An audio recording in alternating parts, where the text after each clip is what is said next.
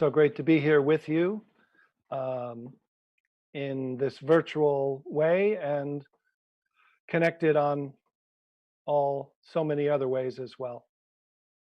So I just want to invite you to settle in, um, make yourself comfortable, but not too comfortable so you fall asleep. So that balance between the invitation to rest deeper than sleep as that which is wide awake. So just letting your body and mind rest and seeing whether you can find, tune in, discover, uncover this already awake presence. And this is what we'll be playing with most of the day, just this way of shifting background to foreground, contraction to openness to inclusion. Yeah. From this small, separate sense of self to this more open, inviting, welcoming, interconnected presence that we've all glimpsed at moments, though not always known that it was who we are. But we have an opportunity today to join together um, with this theme of crisis as opportunity for awakening. Yeah. So it's always the fullness and the both and of um, the difficulties and the struggles and the pains and the loss and the emotions of this time of great change, to include all of that, all of those feelings, and primarily what we're going to focus on is who or what are they arising to? Yeah. So all thoughts, feelings, emotions are welcome. And we're just going to change the primary focus from the content to the context to see if we can upgrade to the already installed awake, open-hearted awareness.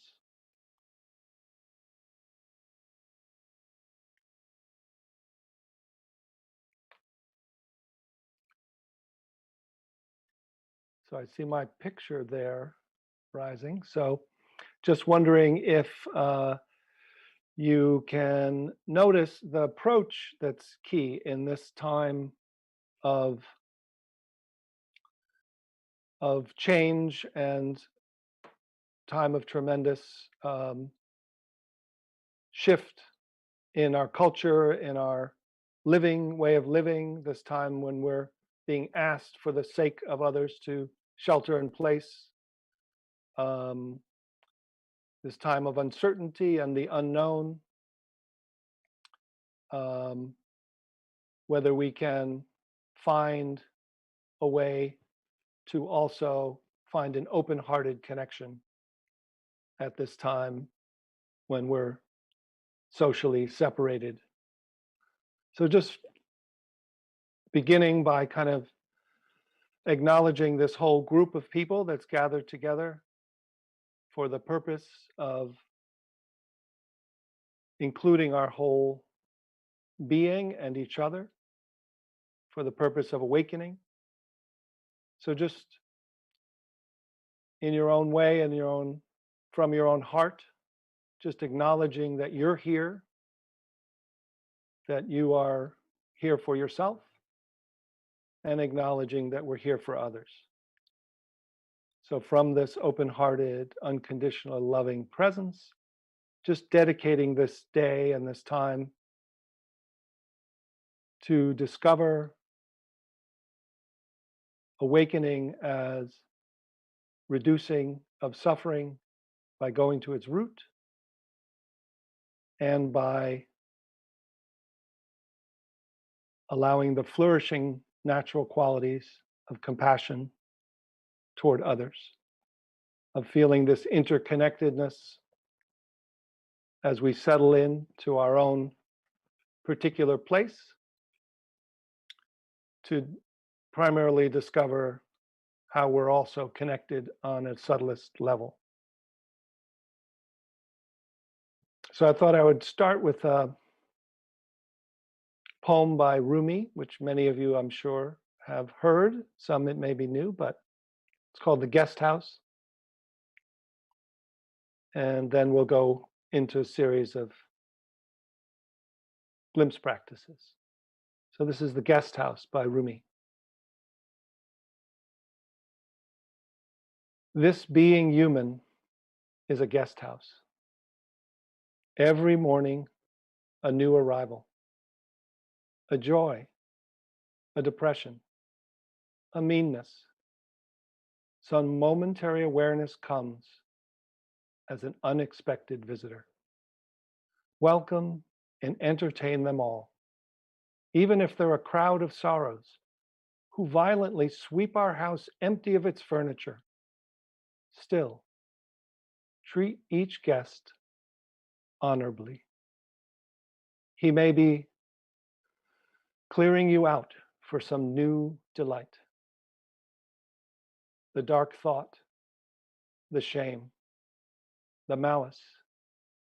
Meet them at the door laughing and invite them in. Be grateful for whoever comes, because each has been sent as a guide from beyond. So just to acknowledge, as we primarily focus on what is welcoming, just to acknowledge what many of us have been through, that the awakening doesn't mean the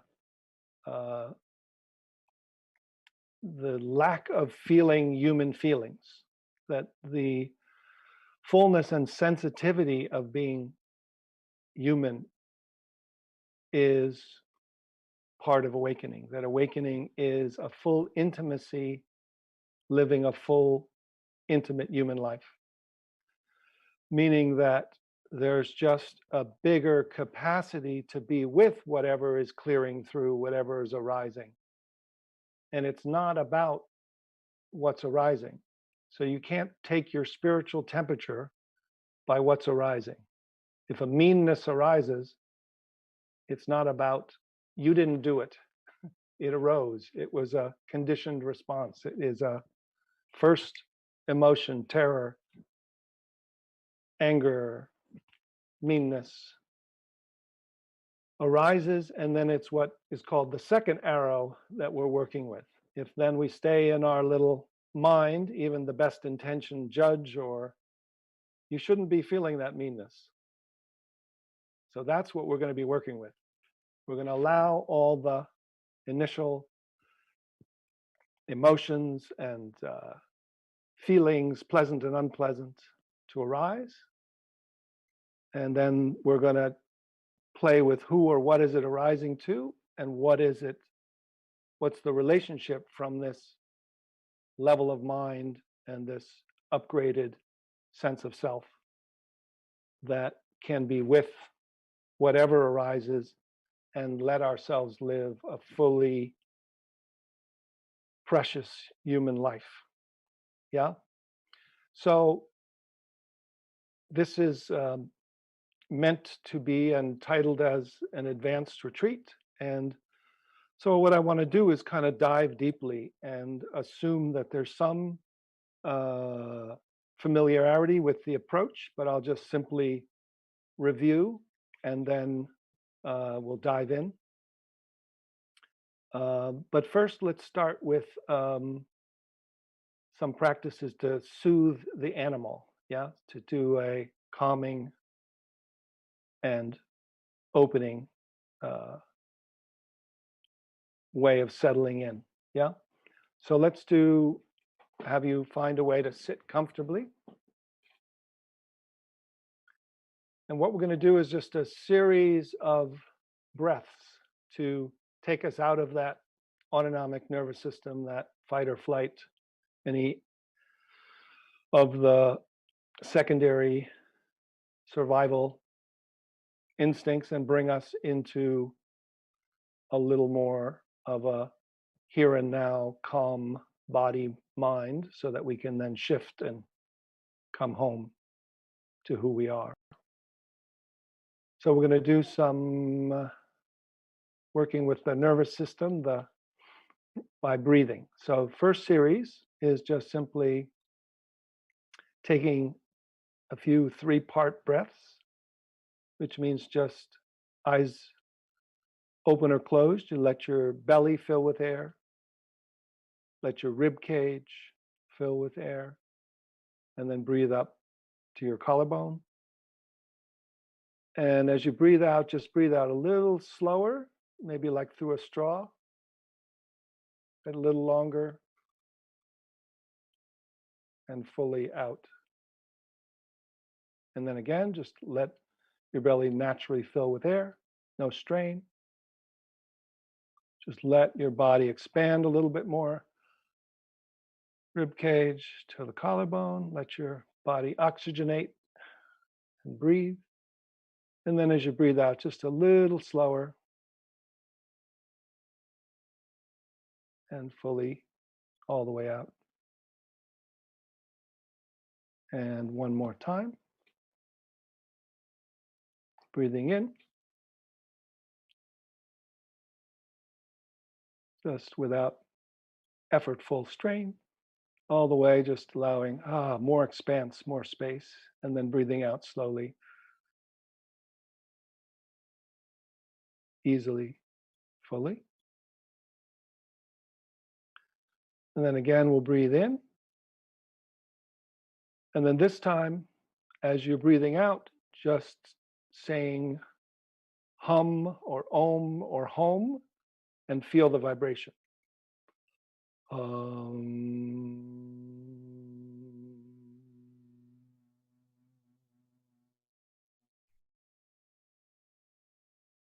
And the same thing again, just breathing naturally, full breath, letting more space, more oxygen.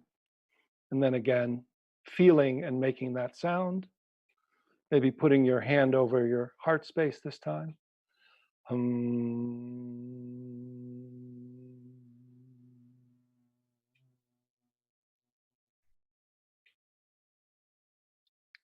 And one more time, naturally in your own timing. Breathing in, and again, breathing out.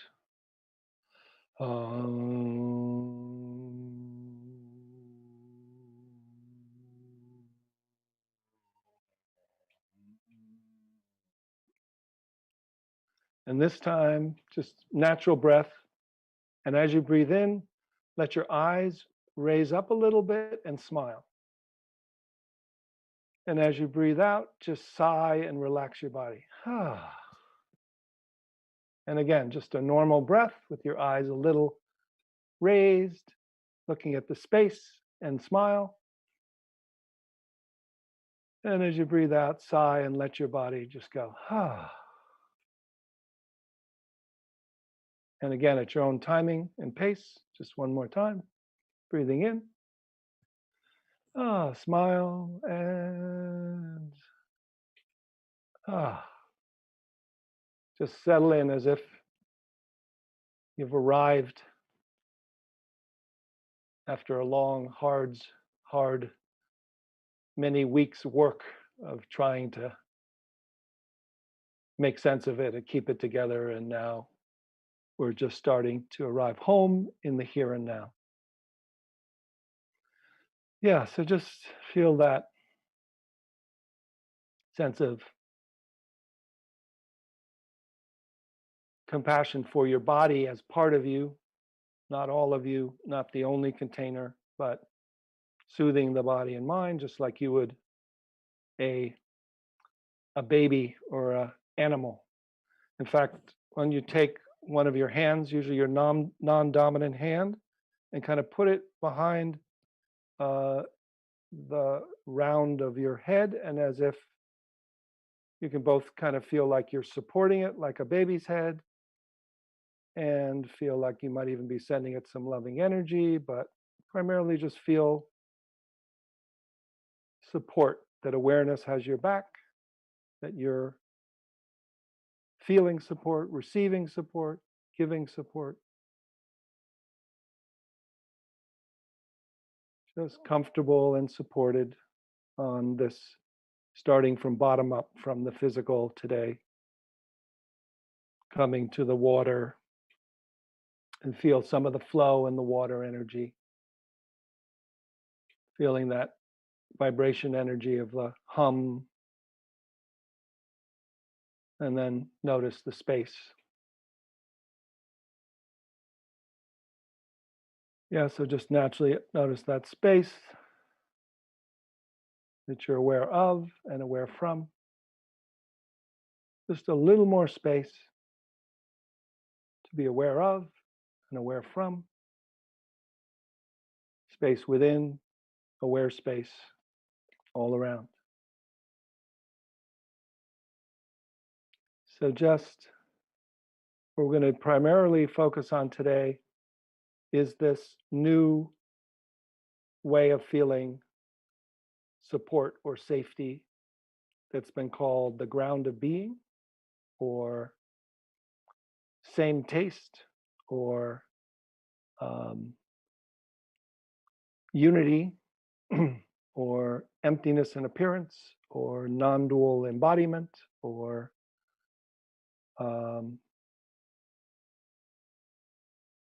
this feeling of the eternal now that's equally within and all around. Yeah. So this is going to be our primary focus of our different types of glimpse practices today. So the premise, as always, is that the awakeness that we seek is already here within us, has always already been here. It's who we are, and it's simply covered over by faster moving thoughts and emotions and patterns of consciousness that we've learned to orient by. And so if we can shift out into, whether we go in or we go out, to a subtler dimension of awareness, and then realize that awareness and aliveness are not two, so that we don't stay in a witness consciousness or the witness protection program or the pure awareness, but come back as that awareness and include everything. So it's really not starting by fixing or getting rid of or changing the content, but by upgrading or shifting, recognizing, realizing that which can bear what seems to be unbearable. That which comes and goes, and then that which doesn't come and go. And the two together create this ground of interconnected, embodied, open-hearted, safety, okayness, well-being. So let's start with the premise again, that it's already here, and that the pointers, the way that the approach is a kind of a pointing style or a glimpse style. So it's not a guided meditation, it's actually the talk about what it's not is talking to your personality or your parts or your ego or your current system of consciousness, saying it's not just calming, it's not attention. Your small self can't wake up. You just using will or effort won't get there. That's letting your parts know and also letting your personality know it's it's okay to step out of your mind, open to this more spaciousness, because we're coming right back. We're going to this awareness that is loving, and we're going to come back. We're not spacing out. We're not zoning out. We're not losing our minds. We're not. So that's the talk to you, the personality, the ego, the learner, the normal learner, efforter. And then everything else, I'm talking from the awareness that has my back through this language system and awareness to you, the already awake awareness. And I'm asking you, who's here? What's here when there's no problem to solve? So when we do this inquiry, I'm not asking you, the problem solver, to come up with an answer about who's here by using thought or memory or intelligence. I'm asking you, the awake, already awake being, to let go of the problem solver and feel, drop, open, and let the background awareness that's alive come forward as primarily who you are. Yeah? So, so let's start with that simple pointer or inquiry, and then just let your awareness look, abide, and include. So the simple inquiry that is being asked of your already awake nature is, what's here now when there's no problem to solve?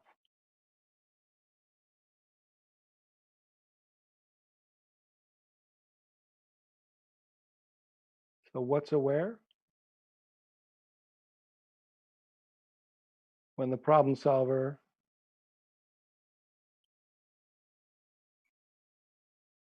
can let go and let be? What's the dimensionality? What's absent that was present? And what's the new feeling of being that's revealed? What's this that's already here, that's aware just now when there's no problem to solve?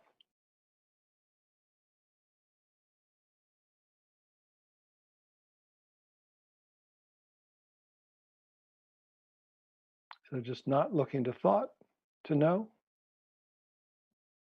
not checking with thought to make sure, but it's an awareness-based, alert simplicity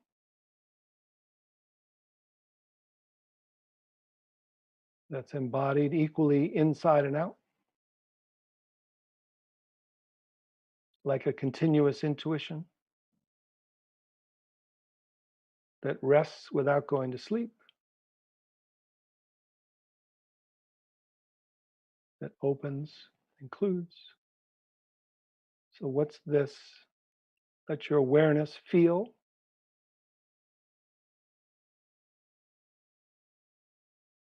noticing the content that's moving and changing, and then just feel the context, the awareness that doesn't come and go.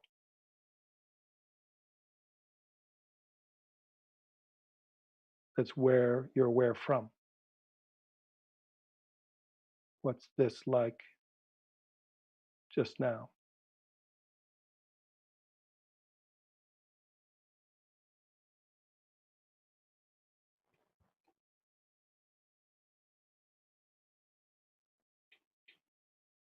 So it's that. And you can always start again. Just curious to have your awareness move from that problem solver, organizer, judge, controller, ego center. Let that relax and then feel into the background and down from head to heart space, open to this awareness-based, alert aliveness. What's it like to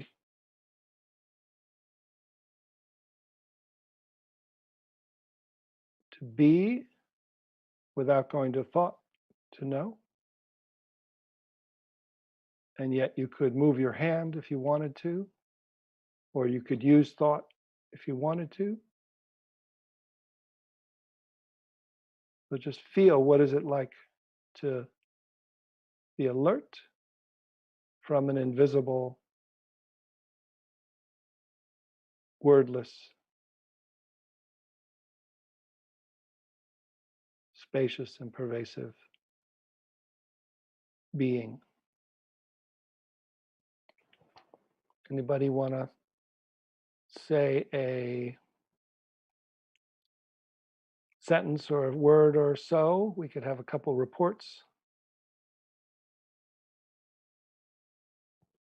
Why don't we have the first person in line who raises their hand?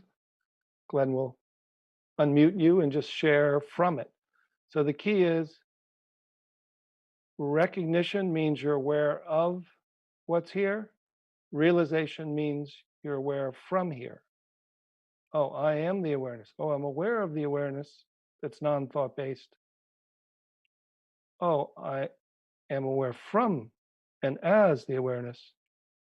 And then embodiment or abiding is, oh, and I'm not just the pure awareness, but the pure awareness is arising like an ocean of awareness as this wave of me and interconnected with everybody and everything.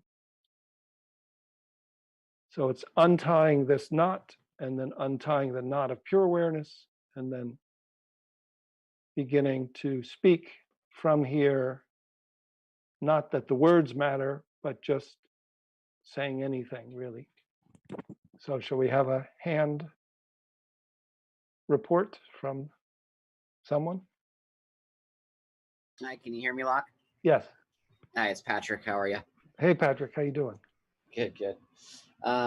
This was the first time that, and this inquiry always has resonated with me from your book and in Costa Rica, and even when we did the last online session. But this time it was just like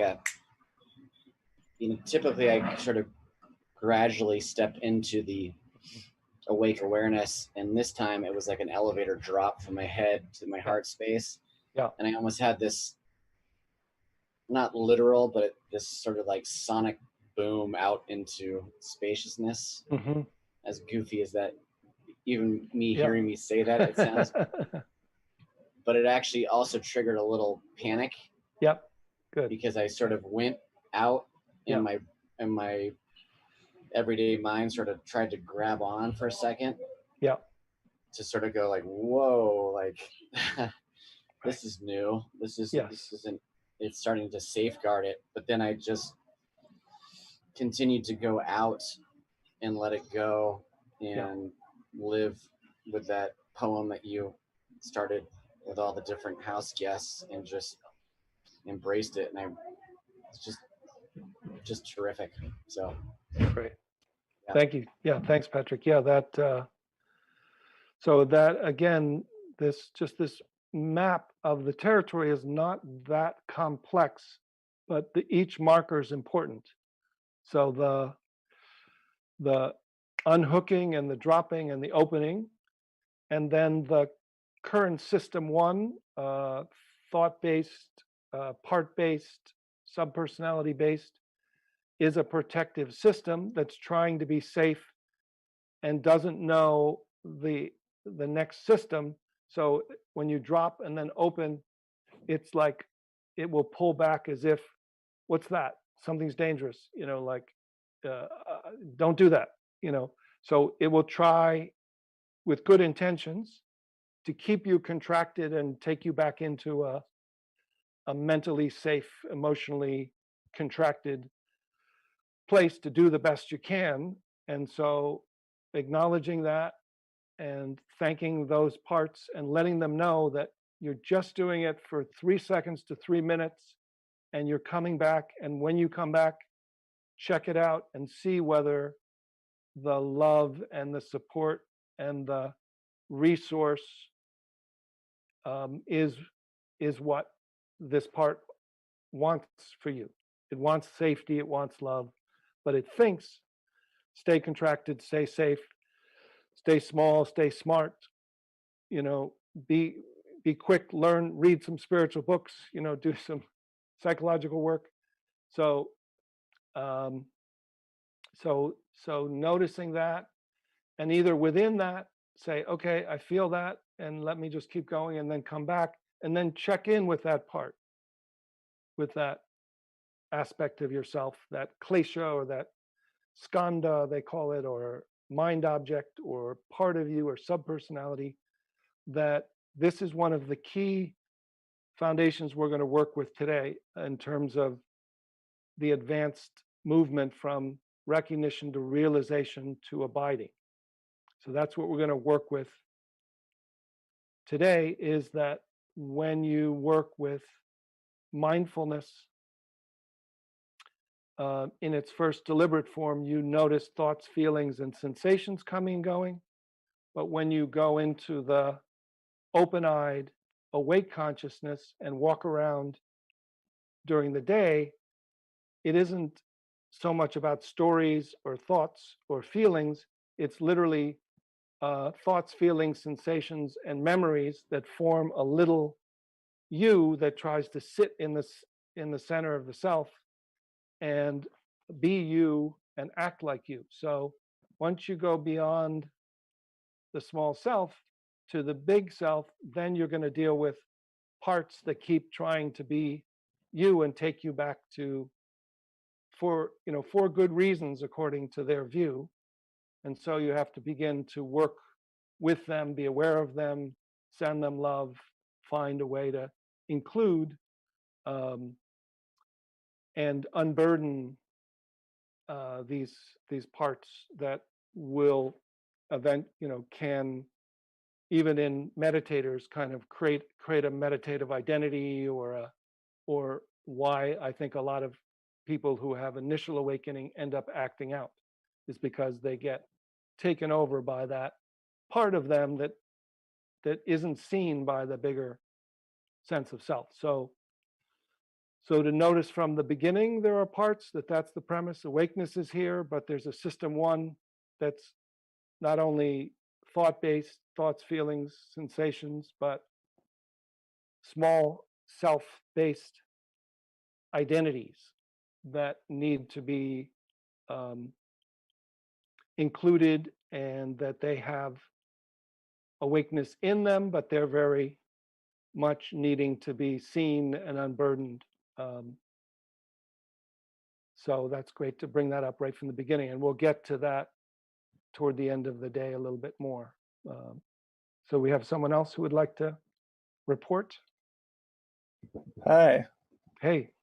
Hey, I'm Chikori. Hey, Chikori. I want to say thank you. Okay. And right now I feel very opened up. I feel aware from the space in front of me and to the sides of me. Mm-hmm. And I feel sort of a spacious void behind me. And there's nothing really between the front and the back. Yes. Yeah. And so then what's the relationship from the void to kind of aliveness or movement or appearances? I guess it's as if everything is arising from the void. Yeah. And does it feel like they're kind of unified, or as if there's kind of a separation, as if things are moving through it, or almost like a ocean and a it feels continuous. Yeah, continuous. Beautiful. Yeah. And then how do you feel where are you aware from? It kind of changes. Sometimes Yeah. it feels like more from the space in front of me, and sometimes it feels like I'm right on the kind of line between the front and the back. But Yeah. I guess it's sort of fluid. Yeah. So that fluid feeling. So the tendency for most of us, the natural tendency is to go forward, is to be aware this way. Yeah. And so getting that, like you said, the awareness behind your back, within you, in front of you, but panoramically or all at once. So you're kind of aware from everywhere and here. And one of the key things we're going to work with today, which is the awareness that's aware equally of inside and out simultaneously. So when you're aware from the spacious, pervasive awareness, you're no longer aware of just outside, inside, outside, inside. It's the awareness is evenly, simultaneously interconnected. And when you hang out there for a few minutes, it balances the default mode network of the brain and the task mode network of the brain. So you start to get a embodied awakening. And that's going to be our primary focus. We're going to come back to that in different ways to see if people can get that for that feeling of that balanced awake. Does that make sense? Yeah, it does. Yeah, good. Thanks, Corey. That was Thank great. you. So we have one more.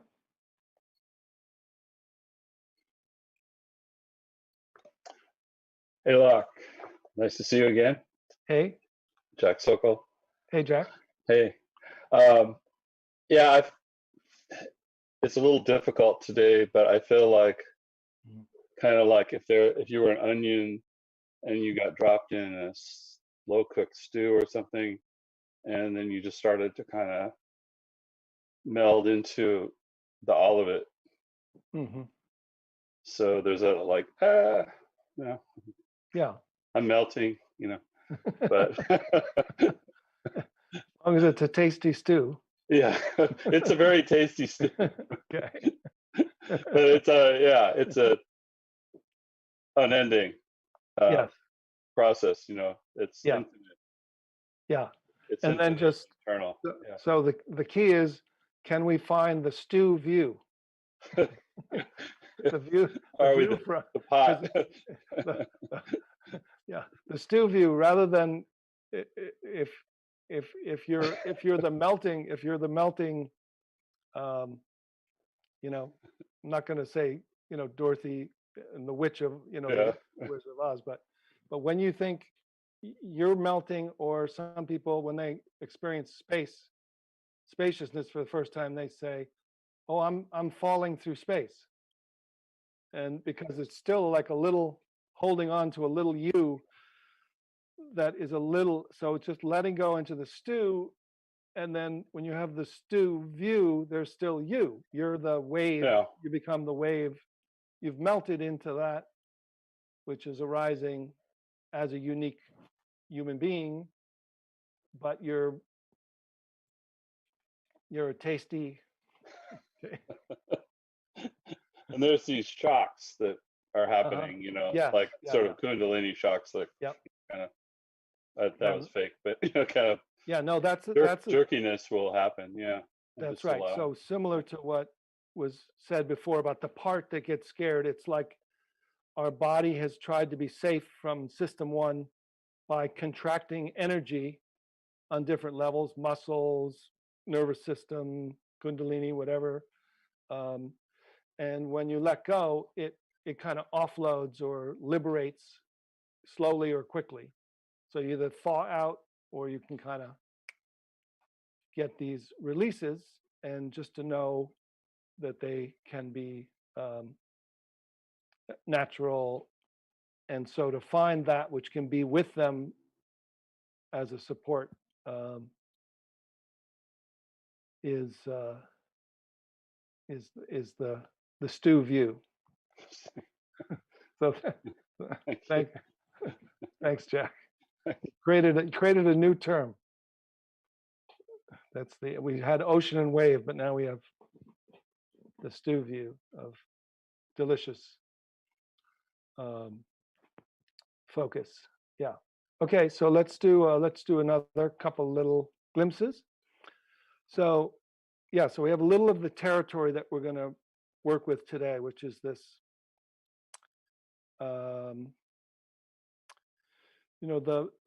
the main premise is that this awakening is moving from a small sense of self, which is a pattern of consciousness and one particular way of organizing identity and functioning, and a small mind that's thought-based, that often has been told to us as I think, therefore I am.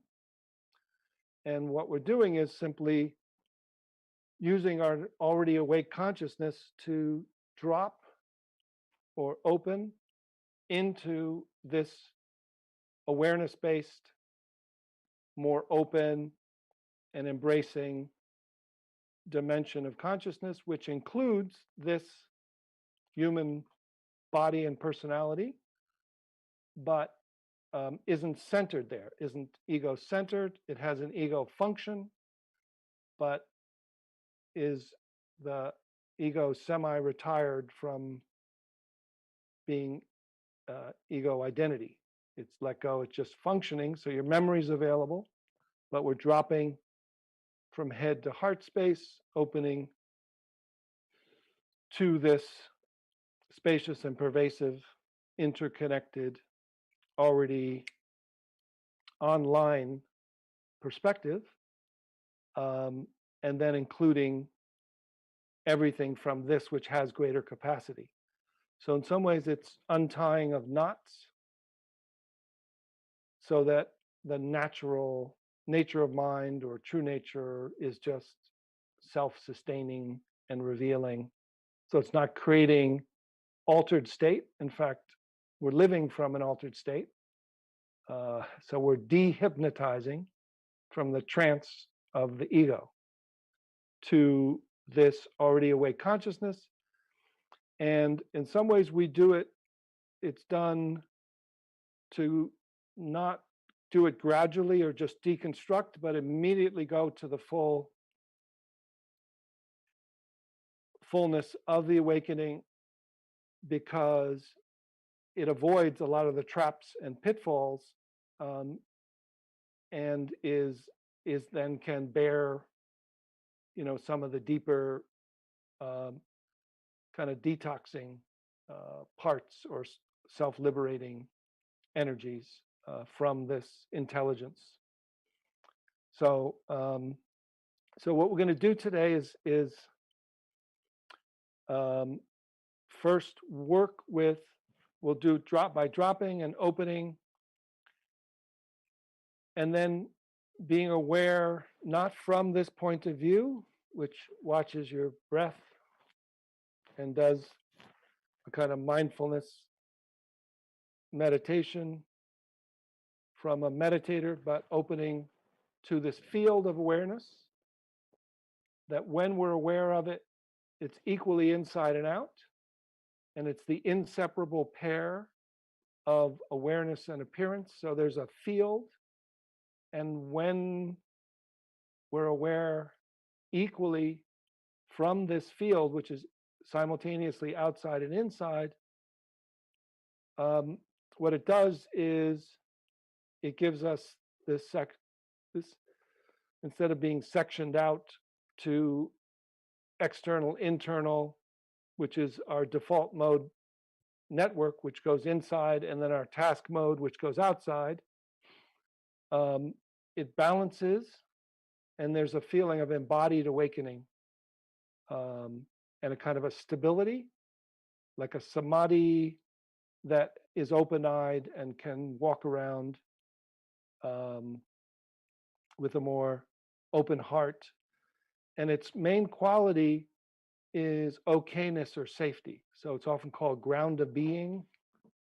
And so that's the theory. So that's a lot of words, but I'm talking to you, the awake one, that may have glimpsed this, and just giving you a sense of the territory. But let's give it a try. So let's do unhooking from thinking to seeing to hearing to space in the room to the boundless, timeless awareness. And then from that awareness, notice that that awareness is arising as vibration, sensation, energy, thoughts, feelings, sensations, equally inside and out. And then just be aware of this field from itself and not going up to thought, not going back to daydream, not going down to sleep, and just resting in this embodied awakening. Okay? So let's try that. So yeah, so getting yourself eyes open or closed, whichever is comfortable. I usually, prefer ultimately open, but whatever works for you initially is fine. So find a comfortable way of sitting and then just notice, which is really important, what is the felt sense of where are you? Yeah, so what is the normal sense of where are you listening from? Where are you looking from? Yeah, so you're listening to sounds. Where is the hearer? And just kind of feel that. And then you're looking at a screen, and where's the light going to? Where are you aware from? And just feel that organization, which tends to locate in this small little mini me behind your eyes in the center of your head that feels like where thought's happening. And so that just feeling that, I find that just saying that at even a meditation groups, they're like, what do you mean, where am I aware from? I'm aware from me, from my mind. Well, where's your mind? Find it. Like, can you find your left shoulder? Can you find where you're looking from? Where are you attending to your breath from? Right? Attending to your breath. Yeah, and you can find your breath at a location. Now feel that location. Now focusing on this area, location in your body, your belly or your chest. And now just feel, where are you focusing on your breath from? And so that's the default location of where am I or who am I. That's the feeling that can be upgraded. So just finding that and not judging it, not trying to make it different, but just noticing that awareness is arising as thought and then self-referencing. So creating this thought going to thought, and the awareness is in the background. And then just let awareness itself let go and step back from thinking.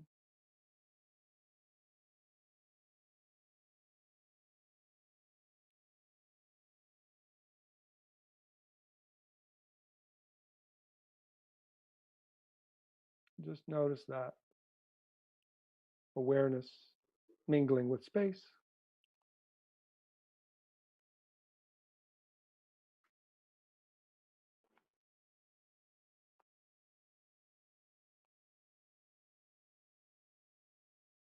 And then feel as if awareness is moving itself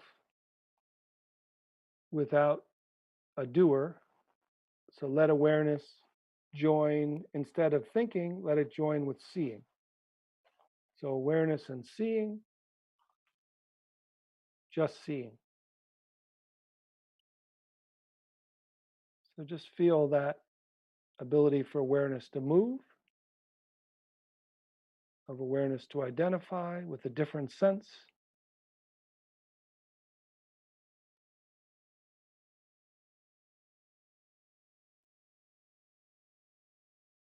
Neither seer nor seen, just seeing.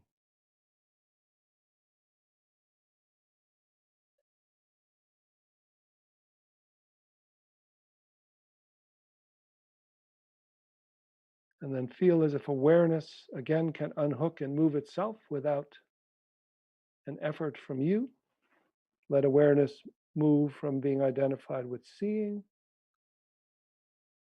to join with hearing. Just hearing at your eardrums, hearing as receiving.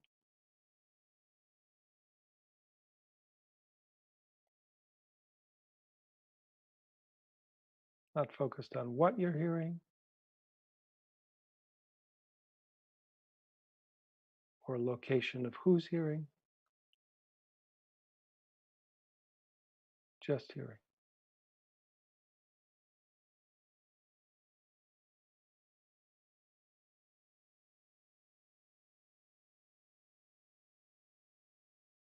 And then let awareness, just as it was able to move itself within your body, just let awareness open and follow hearing out to the space in the room, being aware of the sound moving through the space, and then just let awareness open to be more interested and mingle with space itself, contentless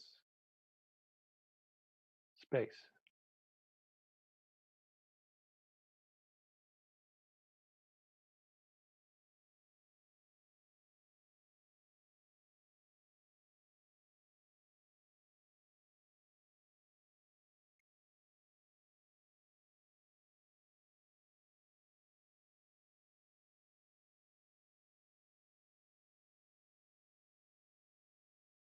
And just as awareness has opened to the space in the room, now let awareness expand in all directions at the speed of awareness and follow sound out to the furthest point that there's any sound that could possibly be heard.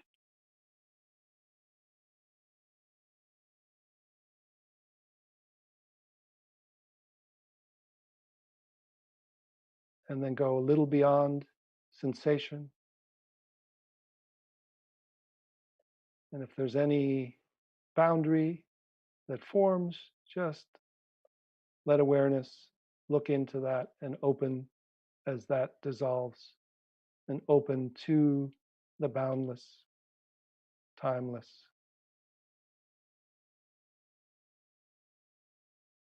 already awake, invisible, empty awareness that's aware without your help.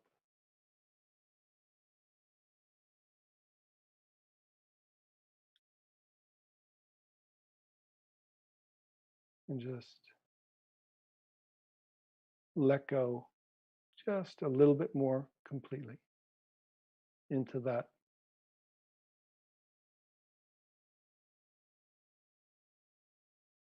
limitless and here awareness.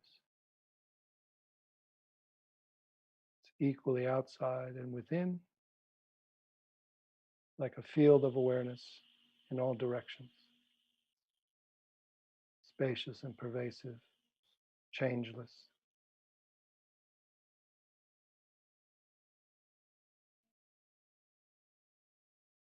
And then just curious, are you aware of that spacious awareness? Or what's it like when you're aware as that spacious awareness? resting, realizing. And then as that spacious awareness, curiously feel whether the first vibration or sensation is made of awareness arising from this invisible field as a wave or a particle or a movement or sensation or a thought. See whether it's like an ocean and wave, like an ocean of awareness arising as dancing energy of intelligence, an interconnected field that's equally inside and out, in front, within, and behind. And just notice that awareness, that field, that ocean behind you as far as you can feel that.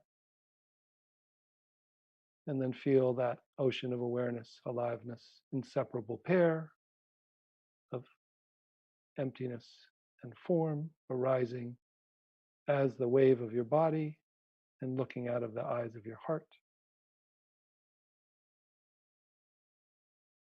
And then just notice, where are you aware from? Where are you aware of the space in the room from? Where are you aware of thoughts, feelings, sensations, breath from? Feel that sense of being aware from the arising breath, of the arising breath, and from everywhere simultaneously. Feel as if this spacious and pervasive awareness, this field of awareness, when you're aware from it, is evenly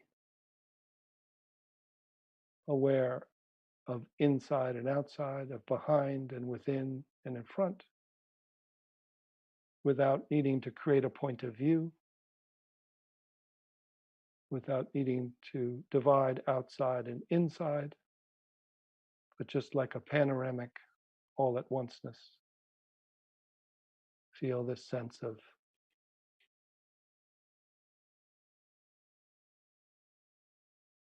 dropping. So embodiment feels like awareness of your body and awareness of everybody.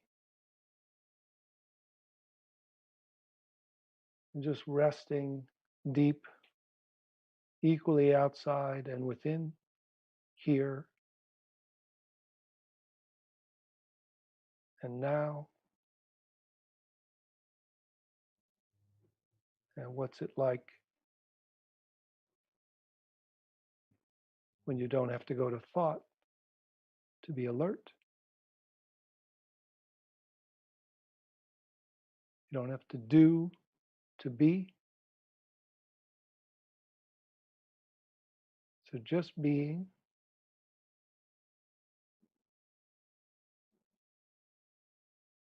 resting, feeling that. Again, curious, where are you aware from? Looking with awareness, not going to your mind to answer, but feel that awareness, feel what it's like to be aware from everywhere, nowhere, and here.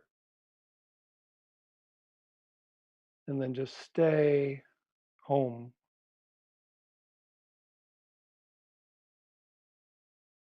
Drop down equally inside and out.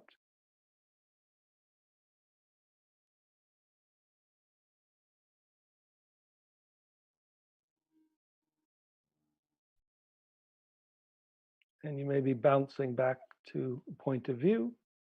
You can just return, learn to return. Checking with thought and just open and include. Just notice that any thinker or commentator is just an experience occurring in this field of awareness. Just being aware of it and just not getting on that train or identifying with it.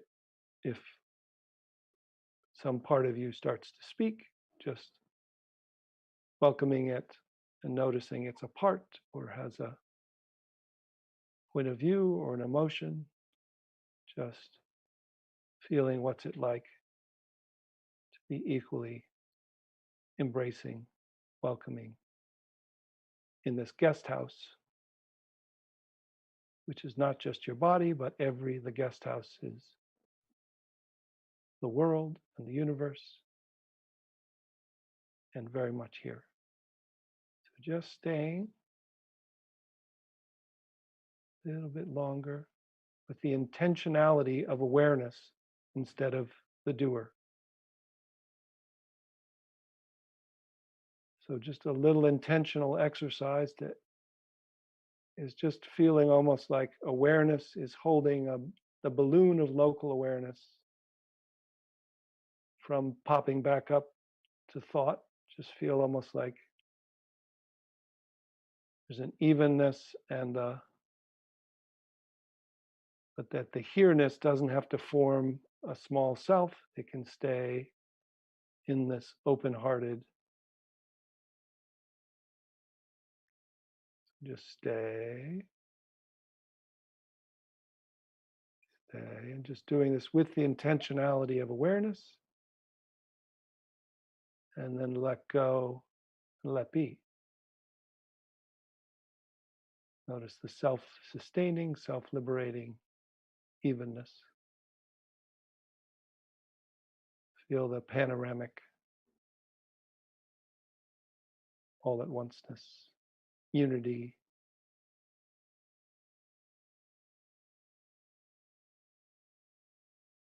inclusive.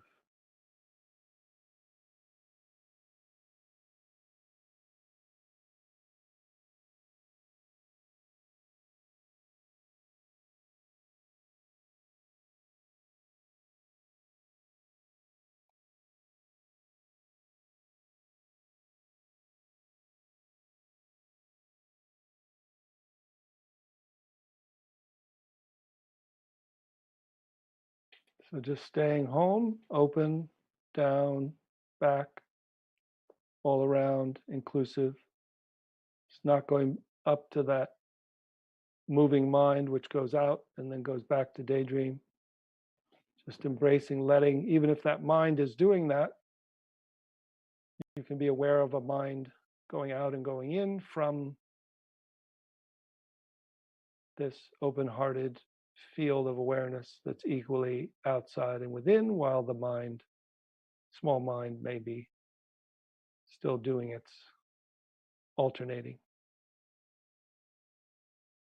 Just a little bit more aware from the spacious and pervasive ground. And then just to end, just feel what's the quality of what's true when you rest here. If you don't go to thought, what's the feeling of being?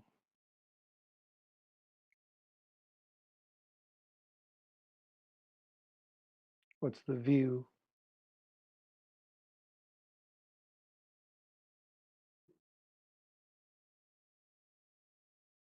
What's it like to take a little deeper breath and then again just let out a sigh?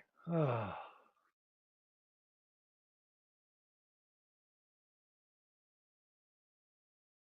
Just notice a little bit of that self-maintaining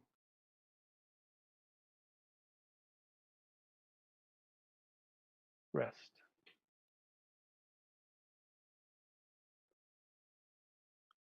So why don't we, Glenn, why don't we go from here into a short breakout room and just have people share briefly about this first exercise with say hello to each other and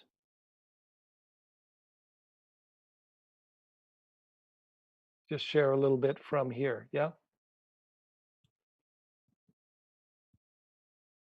So how many will be in a room?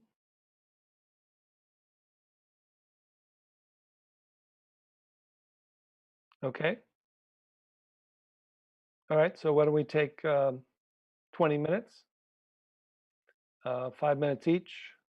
And so just say hello to each other, and then, yeah, just share your experience of this practice. From this practice, just take a little time to really not talk about it from your head, but see if you can almost speak from it. And you could also share about, or you could share about what's here now when there's no problem to solve, but just something about the practice and what you're experiencing, and maybe how it's given you a little different view. Yeah.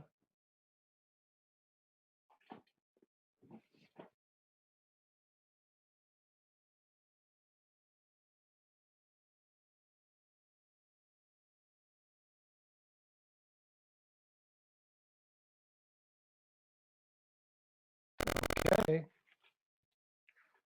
So welcome back from the community piece of meeting some fellow awake beings, some of who haven't quite acknowledged how awake they are yet, but that's okay. We'll allow that.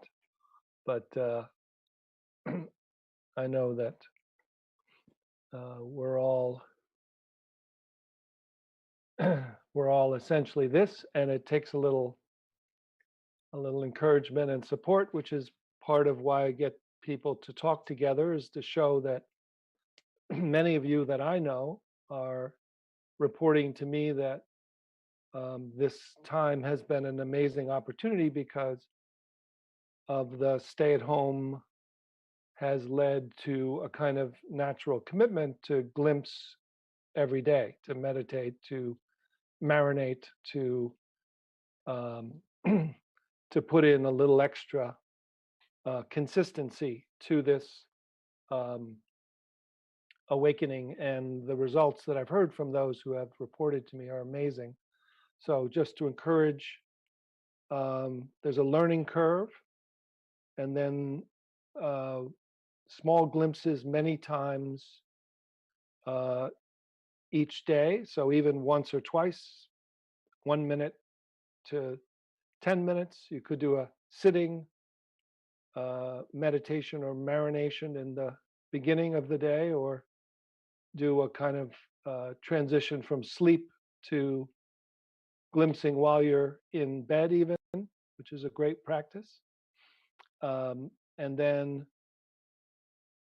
the willingness, while we're at home, while we're have a little time, and while we're feeling what we're feeling, hopefully it can be an opportunity, crisis as an opportunity for awakening, and a motivation. So this is, I hope, for those who are here, a motivation maybe to commit to yourself in some way, maybe to commit to glimpsing each day for the next 30 days. I'm going to have another advanced practice gathering then in 30 days. So it'd be great if that works for you to glimpse each day. So yeah, hopefully you had some good connection. So the advanced premise, advanced means that it's not much meditation, is often using our everyday consciousness to calm and soothe our body, or as a preliminary practice of stretching or focusing.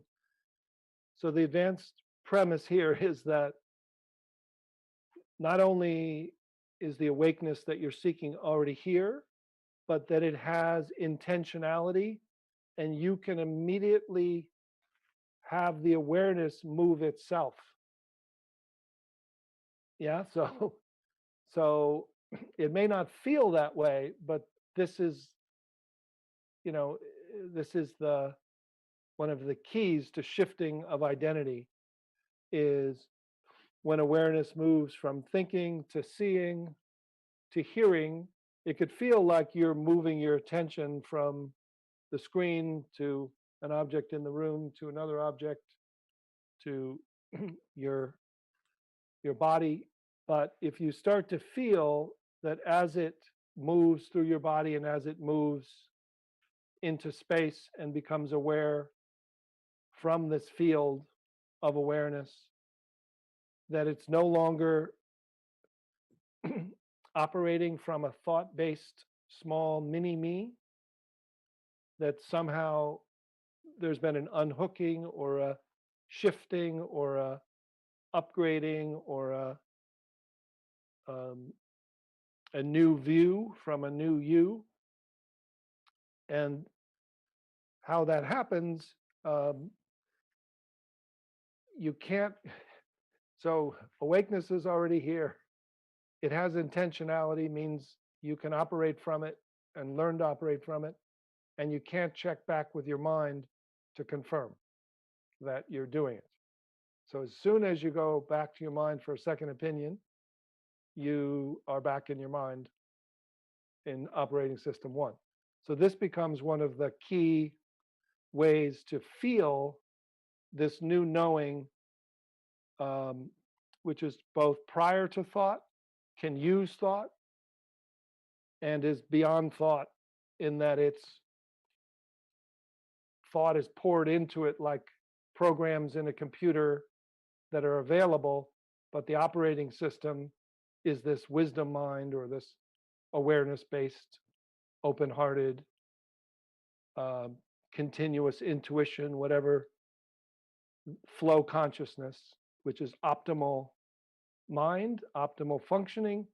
But the small you that thought it was you.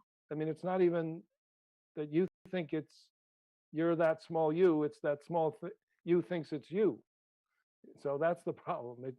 It keeps trying to wake up or do its best to, and it needs to just relax so that this already awake larger consciousness, which includes that, can become primary. So when we shift to this awareness, the natural habit is going to be to go back to that mind to check. And so we have to learn to return. So if there's like a magnet that draws us back, we're in this awareness, we're aware from the awareness that's spacious. And then we go like, am I aware from the awareness? Or a part comes up that says, what am I doing tomorrow? And then you join it or dialogue with it from another part, then you have to learn to return.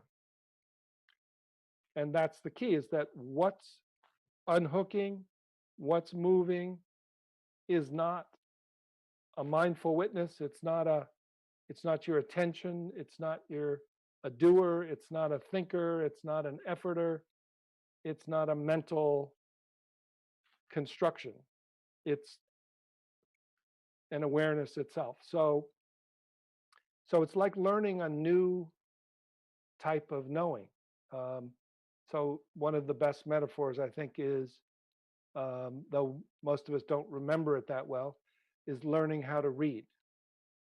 So human beings have the capacity to learn how to read. And when a child or even an adult who doesn't know how to read looks at a book and doesn't know how to read, it's just a bunch of marks. And then you have a capacity, then you learn to read, then reading is second nature. And then there's access to this new kind of knowing and this new kind of learning language system. So this is another natural capacity that each of us have, but it's non-conceptual. It's not using the tools of reading or language to know. It's using a natural, more like intuition, or like the feeling of riding a bicycle, where you just you feel from the awareness, and then all that information is available in your implicit memory. So it's all it's not lost. You don't become dumb or spaced out, but you need to make this transition and get a feel for not checking back with thought to see if you're doing it right. So that's the trick. And that's why most people miss it or become caught in that trap of kind of being a, intellectual overpass is what I call it. So you've heard of spiritual bypass, which means you go into this pure awareness and there's no problem, and you've bypassed your humanity and you've left all problems behind because you're depersonalized. And somebody asks you, what kind of tea would you like? And you say, all tea is the same. So that's spiritual bypass, escaping. Then there's what I call psychological underpass, which means you just do psychological work and never recognize your true nature. So you try to grow up and heal just using your small ego and work with your contents of consciousness. You could only grow up to a certain level, and then you have to wake up in order to continue to grow up. But then people who spiritually bypass can wake up and not grow up, continue to grow up, and they can then act out. And then there's the intellectual overpass, which means you kind of get some information, read a lot of spiritual books, or get some learn Dharma, or have some initial experiences, and then think about it all the time and talk about it and create a little spiritual ego, right? So that's the intellectual overpass. And then there's the meditation cul-de-sac, which is you just kind of do the initial calming meditation practices and then just keep calming yourself or recognizing freedom for a few seconds, but then you have to come back to a little calmer ego center or part-based system, right? So spiritual bypass, psychological underpass, intellectual overpass, meditation cul-de-sac. So what we're doing is we're learning this brand new, already installed, but hasn't been discovered so much in the Western culture, but now is, and the effects are clear from flow consciousness research, some new meditation research about this, that awareness-based, open-hearted identity mind is available, and it actually is optimal functioning for everyday consciousness, and it is the loving presence that can heal the shame-based parts, the fear-based parts, the traumatized parts, the complex trauma, because it's available and has the capacity that no part of us, no ego or smart part has. Yeah. So in the afternoon, we'll do some work with that. That's one of the main ways of stabilizing, is actually opening up and then really connecting to any parts that start to show up that need our awareness, and not repress them, not deny them, not use our defenses against them, but actually feel like we can be with that which usually scares us back to a contracted self, or makes us deny it or repress it or project it or do any of those other, because it's too much for our small self. So no small self, no ego can live a fully intimate human life. Emotions are too strong for the small, no matter how smart or psychologically trained and developed. You can't be a sensitive human being unless you upgrade to this compassionate based bodhicitta, or heart mind So let's do that. How's that sound? As long as we're here. So this, this is the opportunity in this crisis, in this time of change, to find that which can be with it. So again, this, I'm kind of talking to you to understand. You can't understand, but I'm also talking through language to the awareness you and saying, come on forward. You can learn to intentionally return. You can learn to be primary and use language and have a capacity to love and be with parts of yourself that are usually too much to handle, too unbearable for the any small sense of self, which is just the case. I've not seen any smart person who hasn't opened to this greater capacity be able to not be in a role or feel alienated. So so this is what we're doing. So we're going to do another version before we take a break of this embodiment practice, which has this effect of balancing the default mode network and the task mode network. So again, I'm not saying a lot about this, but you can read about it. There's a study, maybe that I was in with Zoran Josipovic at NYU, where a group of us who do this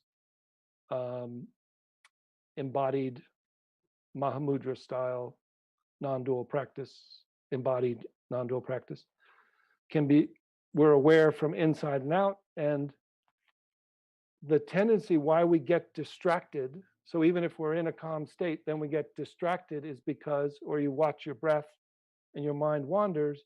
What it is the default mode network and the task mode network are alternating. Looking out, what's going on out here? Looking in, what's going on in here? Looking out, what's going on out here? Looking in, what's going on in here? And so we're going to do another version once you can train your brain to remain, or be aware of your brain as it alternates from what happens is it's the embodied evenness or unity consciousness, or that version of emptiness, which means there's no separate sense of self. Everything's interconnected or interdependent. So what we'll do is we'll do a version of it dropping into the heart space, opening up, and then coming back again. So the feeling is the inquiry, where are you aware from, is again not meant for your mind. Where am I aware from? Because as soon as you go, where am I aware from? Let me think. Then you're aware from here. So I'm talking to you, the awareness. Once you open, drop, open, where are you aware from? I'm talking to awareness. Awareness looks. All right, I'm not aware from here. What does it feel like? Oh, I'm aware from everywhere, but kind of nowhere and here. But so the key is the awareness looks. I'm talking to you, the awareness, and using words, which is the tricky part. Then when you're aware, you feel like you're aware from everywhere. Are you equally aware inside and out without alternating? And then usually it takes 3 to 7 minutes. So you'll pop back and forth maybe and go to your mind. But once you get like 3 to 7 minutes of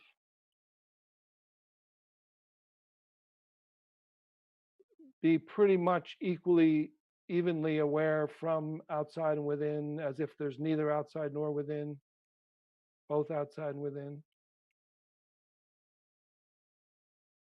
then it kind of embodies and decenters in a safe way. So that's the key, is that the feeling that people report when that's happening is like a, oh, like a Tai Chi master. You feel like, oh, I could respond to anything outside, and I could respond to strong emotions inside. Huh. And I'm not doing anything. I'm just not doing that. I'm not doing this pattern, habit, small self. Yeah? Okay. Does that make sense? You, you guys can ask some. So during the lunch break, we'll do this now. We'll sit, guide, let you sit for seven minutes or so after I guide you. And then as you keep popping back, just keep returning. And then at lunch, if you want to type some comments, questions into that, you can do that. So again, this is like called basic goodness, ground of being. This is the heart mind, inseparable pair, embodied awakening, okayness. So just to get this feeling, even a glimpse of it can be quite remarkable. Okay, so we're going to do unhooking and dropping from head to heart space. So again, the key is I'm not talking to you, I'm talking to you. I'm talking to you, the awareness.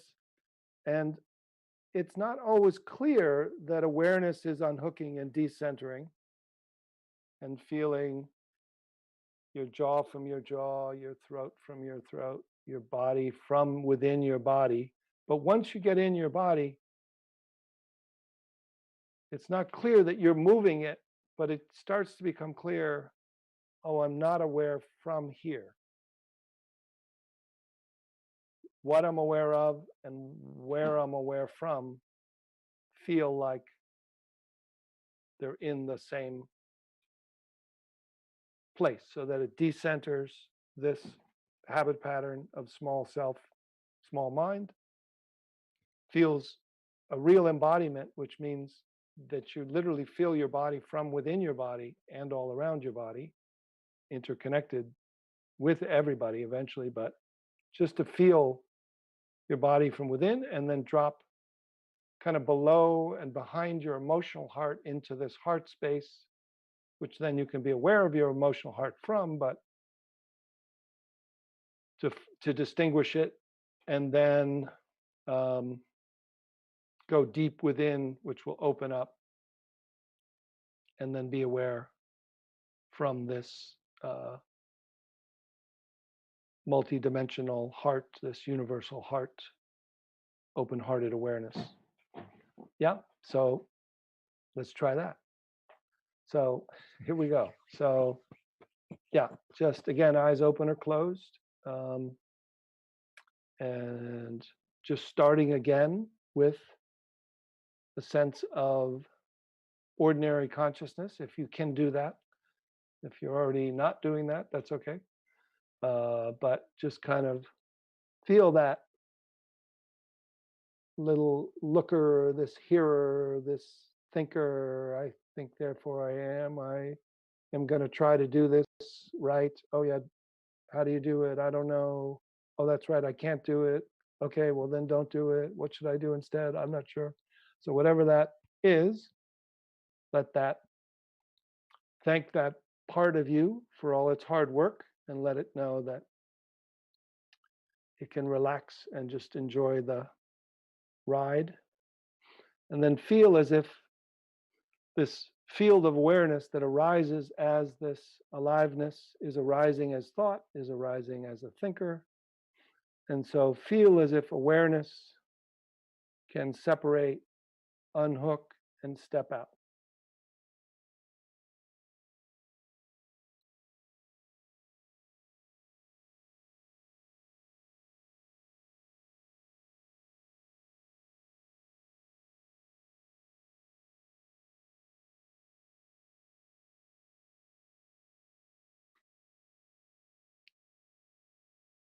And just notice what a relief it is to decenter, as if you're headless. And then let your awareness move itself. So just start to feel as if somehow, like not too pushy, but almost awareness is kind of dropping or moving itself, to feel your jaw from within your jaw, your smile from within your smile, as if you're aware of feeling the space, the aliveness, and the awareness from within.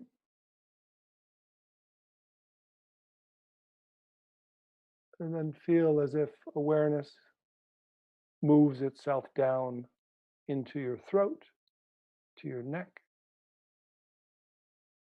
And just feel that movement that's happening intentionally from awareness-based knowing, awareness-based being is aware of your throat, the space, heat, cold, aliveness, effervescence, and awareness directly from within. And then somehow this awareness, which is where you're aware from, drops below your neck to feel your upper body directly from within your upper body. So feel as if you've dropped into your torso, into your physical body at all levels, so that you can feel muscles or space, any holding or tension. You can feel effervescent aliveness directly from within your upper body.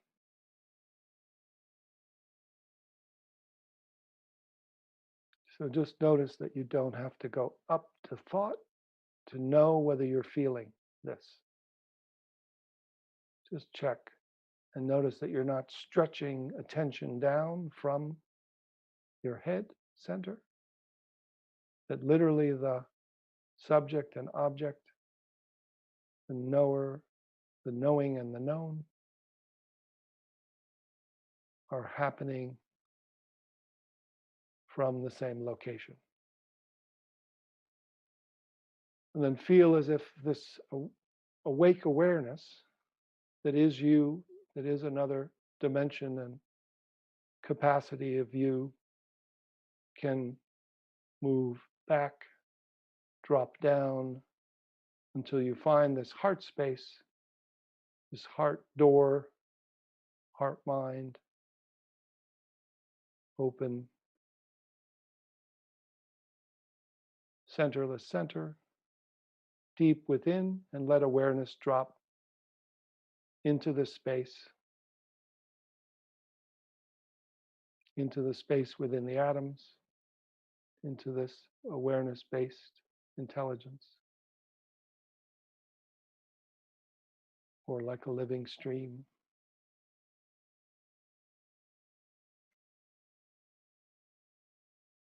Just knowing your heart space, from your heart space. Feeling and seeing from here.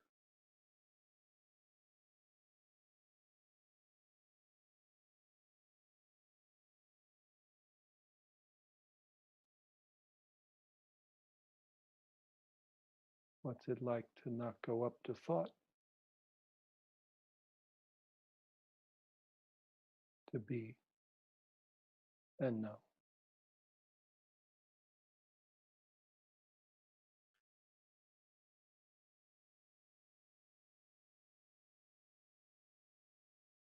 And then as you go deeper, notice that the space within is the same as the space all around. So there's an opening that goes like a microcosm to the macrocosm. an open field that connects to an embracing, boundless heart, like a fabric of unconditional love that opens and receives. So feel as if there's an awareness of this boundless heart, and then an awareness from this boundless heart, like an awareness behind your back equally to this ocean of boundless awareness, loving awareness that naturally on its own is deep and full and arises as you connects to everyone and everything. So you can be aware of this spacious and pervasive field of open-hearted awareness. And then just notice, curiously, are you aware from this boundless heart? Just let your awareness feel. Are you aware from this spacious, open, timeless awareness? And where are you aware from? Just letting awareness feel. If you're not aware from the middle of your head, not aware from a point of view or a meditator, what's it like to feel like you're aware from this field, seamless, even, equally, inside and out?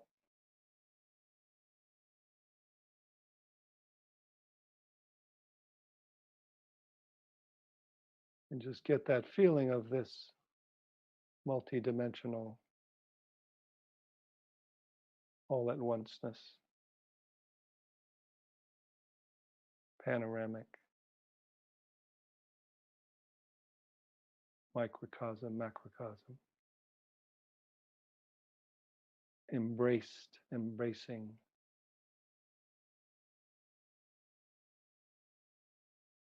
and grounded, ground of being. So equally everywhere and here and nowhere, feeling the eternal now from that which doesn't come and go. That ground support that's unhurtable, basic goodness, okayness, spacious awareness. Just being aware equally from that whole field of what's going on inside and outside, no big deal, just all at once for the next few minutes. And if you pop back up to a point of view, get on the train of thought, or identify with a part, just no big deal, no big surprise, just re-recognize, return, letting your awareness lead the way.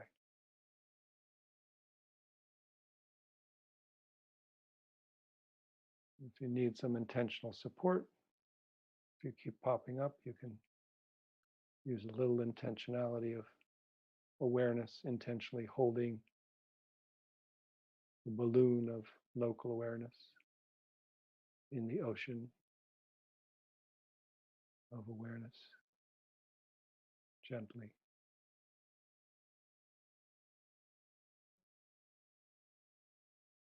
Till it feels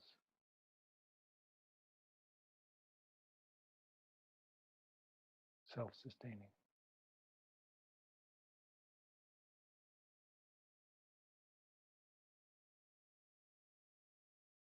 seamless.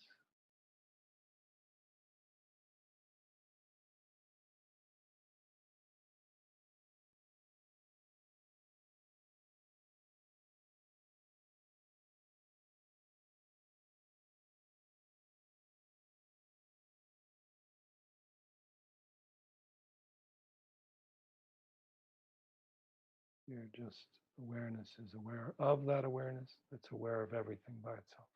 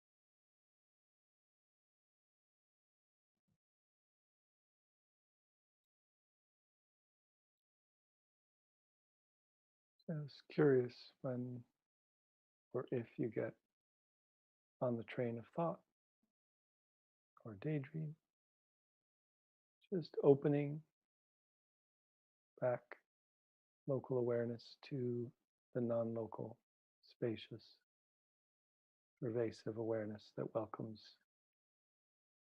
everything without your help, equally inside and out, seamlessly.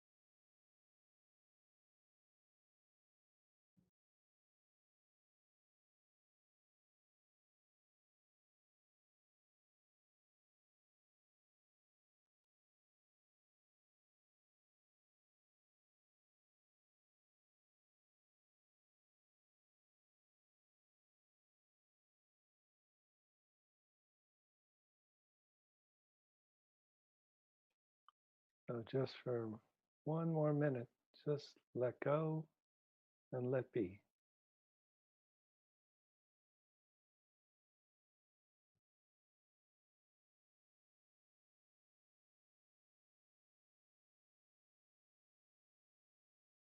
Just feel the qualities of non-worry, non-fear from that which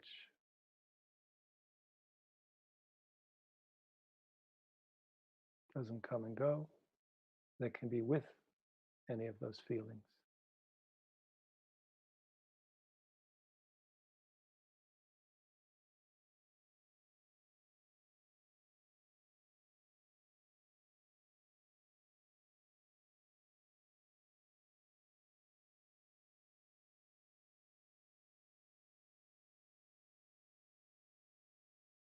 Just rest, resting as that which is always resting and always curious.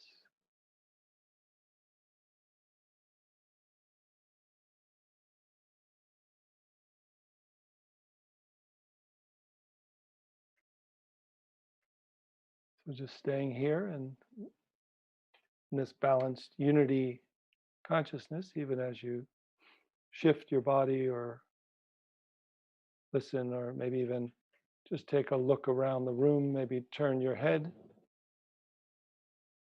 Stay equally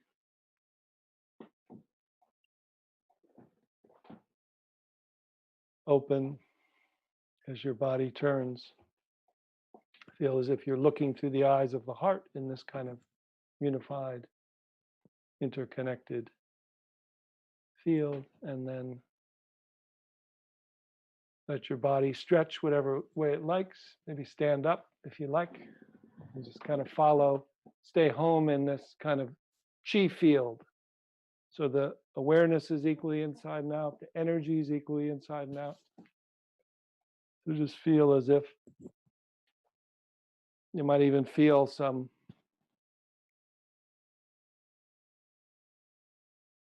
energy in your hands that feels like it moves through space, or feel like you're moving through a interconnected energy inside out. Sound is inside and out, breath is inside and out.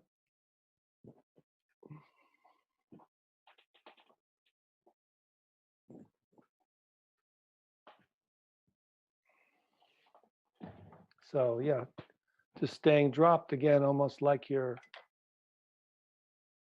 headless awareness is dropped into equal rights for all senses, even if your eyes are open, and feeling almost like you're grounded in your Kapha or your Dantian or your Hara, and then even down to your lower chakras and down through your legs and feet.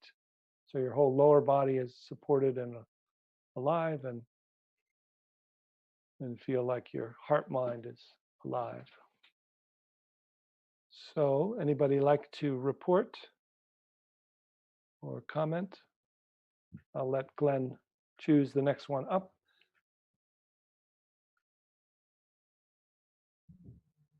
We'll have a couple and we'll take a little lunch break for some, breakfast break for others, midnight snack for others.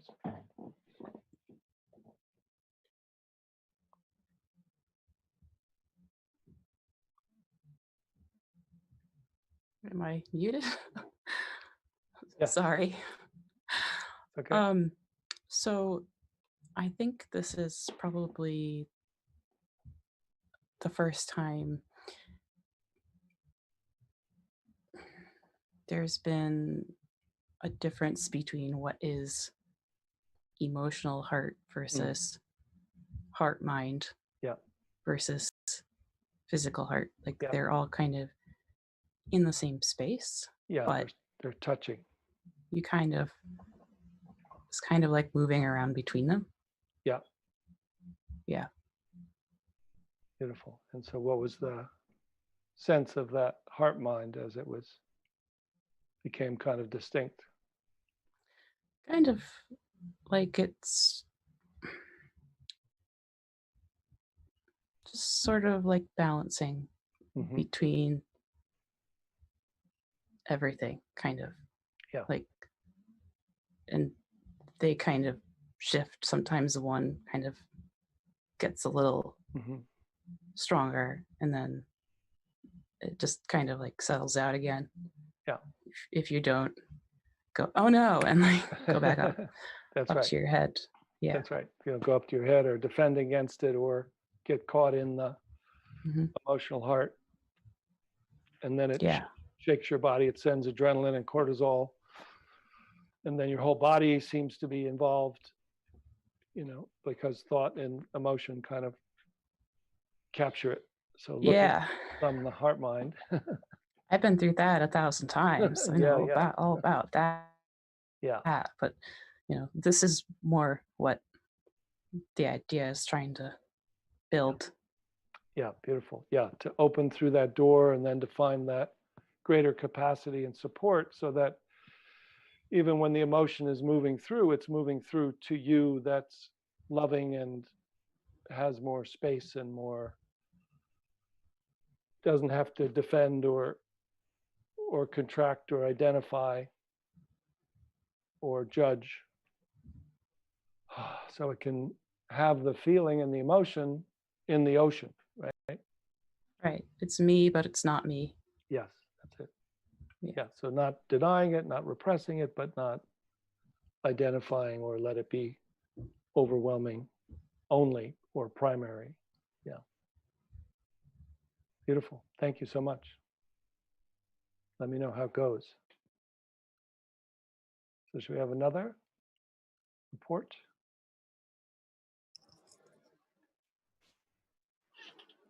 Hello. Hello. Hi, Loch. Hi. Yeah. I've received so many gifts from these glimpses, and the heart mind has remained a mystery. And just now, I was sharing with my lovely small group about doing the embodiment scan and really falling in love with it. Yeah. Because I would just as soon be, I can just be out there and be so happy, totally. Who knows about a body when you're out there, and it's so blissful and wonderful. So this experience allowed the energy of that vibrating aliveness here, and really felt like a first experience of that. and I'm grateful. And then there was also the thought, I want to share this. And I'm already kind of primed about having to speaking in front of a part of me has held me back pretty much all my life. Yeah. From speaking in front of groups. Yeah. And I've got a meeting later today that I'm, okay. over prepared for. Okay. But that's okay.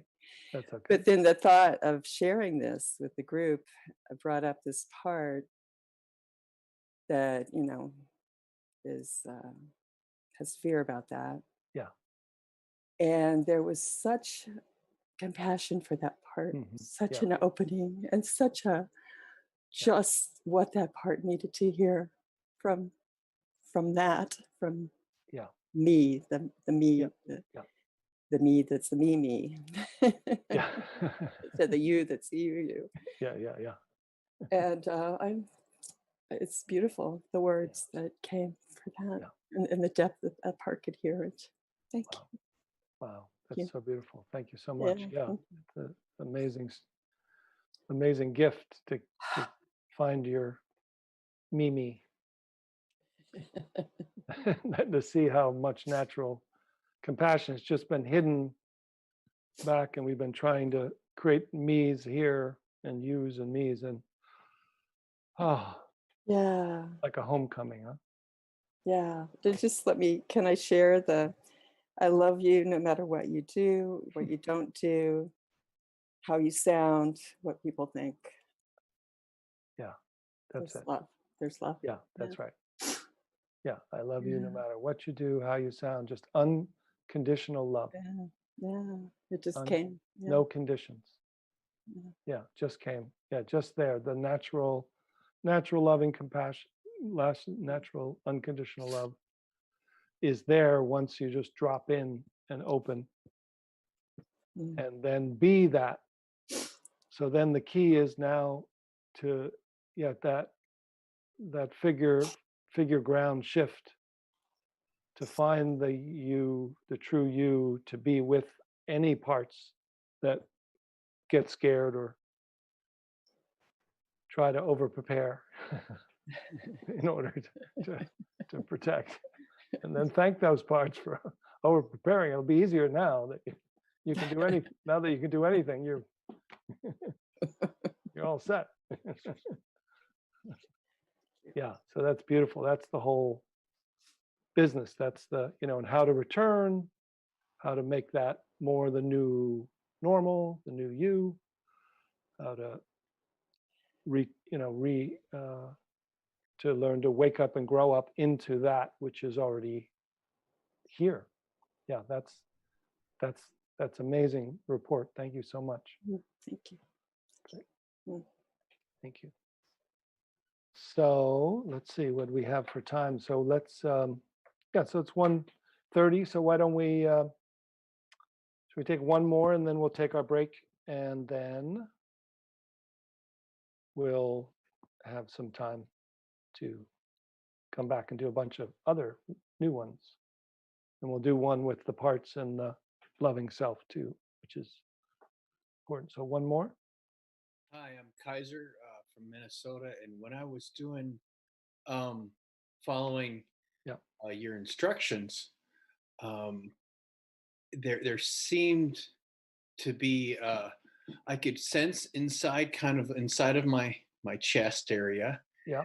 And then it kind of almost seemed kind of like to disappear. I could still sense it, but it was almost like I could sense my legs, and I could sense above my shoulders, like that was kind of there.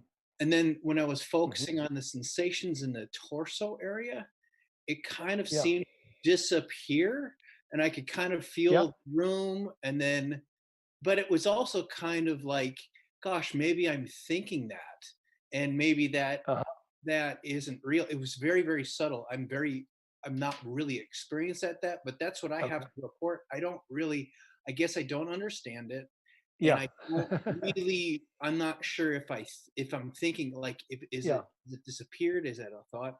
So it's very, very subtle, and it's very hard to participate with, but I felt something, it's different.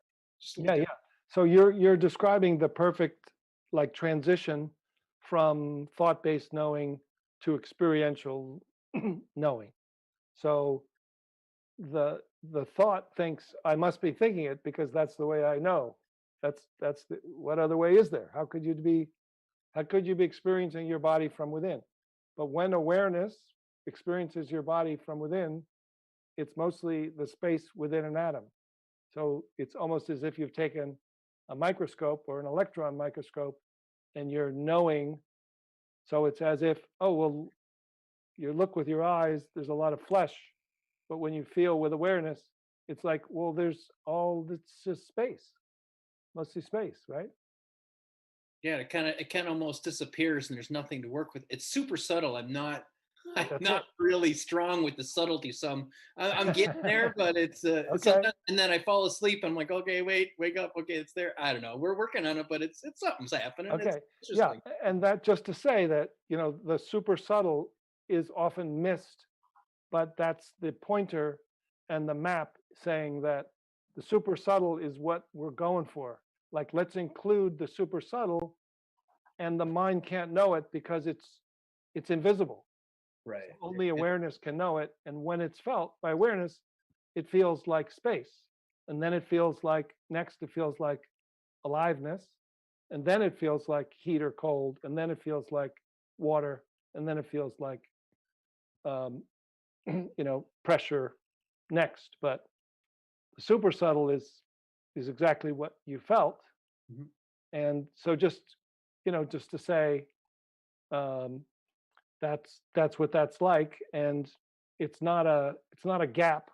It's not, you didn't miss it, you got it. It showed itself to you. Okay. So just see what that reveals, just like and it's new territory for you. So just being curious and see where it leads. Thanks so much for the support. I appreciate it. Thank you. Yes, absolutely. You're so welcome. Okay, so we've got a little break. Okay, on the East Coast, it's 1:36. So let's so we go to like a little over half an hour. So like about 1:37 to 2:10. So 2:10 is like a little over half an hour break. Or 2:15. Let's go 2:15 East Coast time, which means basically 40 minutes from now, wherever you are. And during that time, feel free to type if you have questions or comments while you take your meal break. You could type in to me some comments and questions. I'll read them while we're on break. And then we'll meet again at quarter after the next hour. Maybe that's the best way to say it. Quarter after the next hour. And then we'll jump right in for a couple more good glimpses that will build on those morning ones. Hopefully you got a little taste of that. But use the transition in this kind of retreat time to see if you can even now kind of return on your own to this dropped, open, seamless, interconnected, and just kind of stand up, walk around, look out of the eyes of your heart. If you take a walk outside or just get something to eat, just stay simple, stay home. Notice when you go back, and then don't judge the judge for judging you for judging when you return. Okay, just include it all. All right, have a good break, and see you back at quarter after.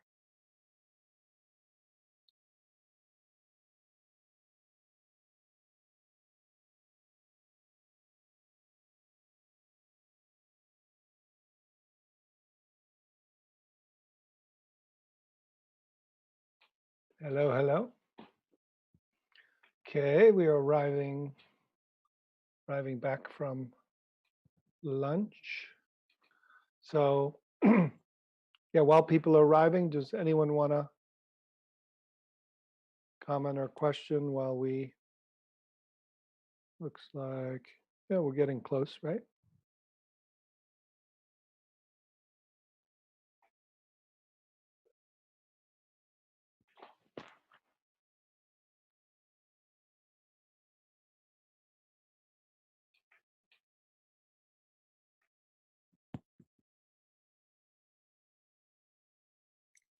Hi, Loch. Hi. Hi, Scylla here from San Francisco. Hi. How are you? Hi, it's very good to see you. Thanks Nice to for see you. doing this with us. Yeah. I have a share from the last glimpse we did, and Yeah. maybe a small related question. Okay. So, something I noticed, something that really clicked this time was but it's something I've heard hundreds of times before, Right. probably, but the bit about you can't go back to your thoughts to check. Yes. And I think that part took a lot of like trust because Yes. like for the last 30 years or so, I've been going to my thoughts. Yes. And so when I in the stretches of moments that I was able to not go to my thoughts and kind of well, first it allowed me to get a little more curious about what I was feeling. Yeah. And I didn't always know what was going on in the sense that I normally know, Mm-hmm. but it also felt like real and more intimate, and like things seemed a little brighter. You know, the Yeah. things that I felt or perceived felt a bit brighter, and yeah, that I was really able to, and even still now, like as I'm talking about the experience is starting to come back, actually. Mm-hmm. Yeah. Um, there is that sense of um, the world doesn't feel as threatening anymore, which is a funny way to think about it because I don't often go thinking I'm feeling super threatened. But I guess that's the way I can best describe it, having now sensed this, where it feels much safer. Yeah. Yeah, much more spacious. And the surprisingly, this notion of just awareness being able to respond when it needs to Yes. was such a huge and is such a huge relief because it means I don't constantly have to plan and be vigilant. Right. Which is what in the past few weeks I've really been feeling very overwhelmed by. Exactly. Yeah. Um, Beautiful. Yeah. Yeah. I think for those, welcome back, everyone. So we're jumping in and discussing. Hope you had a good break. So in some ways, that's the first and the last or most important revelation or shift in this approach is that to shift from thought-based small self to awareness-based knowing and being, which can do from being. So so that there is, it's not on our Western map of consciousness. It's talked about in little places, but it's mostly a discovery from contemplative astronauts or inner astronauts. That, but it is one place it is in our map is in flow consciousness. So people who are in flow consciousness, who are in optimal functioning, are not self-referencing, are not orienting to time. They're in the now, and they're trusting that all the information and learning in the office of their head in those programs are poured back into the field as implicit memory. And then there's a kind of, they don't use the word awareness based, but they respond naturally, easily, effortlessly, egolessly. So to a lot of the questions were similar to yours and reports of this awareness-based, non-egoic, embodied being. We've trained so much to use thought as the primary way of knowing, as the way of orienting, as the way of being safe. So to actually even consider that there's another operating system that's safer, smarter, quicker, but it's so different. It's not just like get really smart, know a lot of information, now know more information. It's like, okay, let go of all that information, let it go into the background, and let this not knowing that knows come into the foreground. So in Zen, they focus on don't know mind or not knowing. And that's kind of the gap. But then the key here is it's the not knowing that knows, the not knowing that's alert. Yeah. And so that, you can't think your way into it. And that's why these glimpses, that's been my whole thing, is to how do I find ways that aren't just sitting practice. Sitting practice, you can find it after a long time, and it goes through a deconstructive period of time that can flood you with this unconscious material. So reverse engineering the final awake consciousness, when it identifies, just to let it unhook and go to that which is already awake and embodied. Yeah.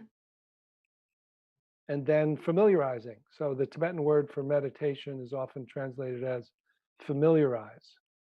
So just familiarize yourself with this new Rigpa based, or Turiya Tita, it's what they call it in Advaita Vedanta, or Rigpa, which is awake awareness or true nature.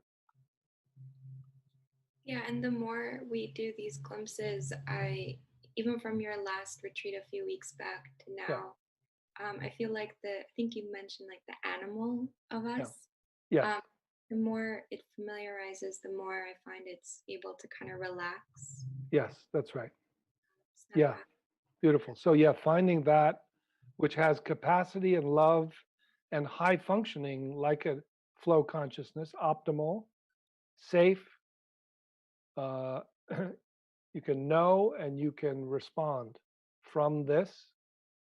Then your body as part of you, and your personality suit as part of you, your parts system as part of you, your body is part of you, but you're more than your body mind. You're this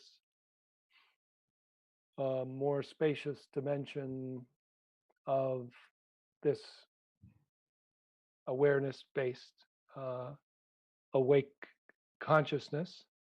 When you shift into that, whatever that is, it works. So that's the main thing. We don't know exactly what it is in terms of science. We know that when you do that, it's very clear what the effect is scientifically, using EEG and fMRI. Immediate amazing results. However, what is it is why the Western scientific, because it's invisible, it's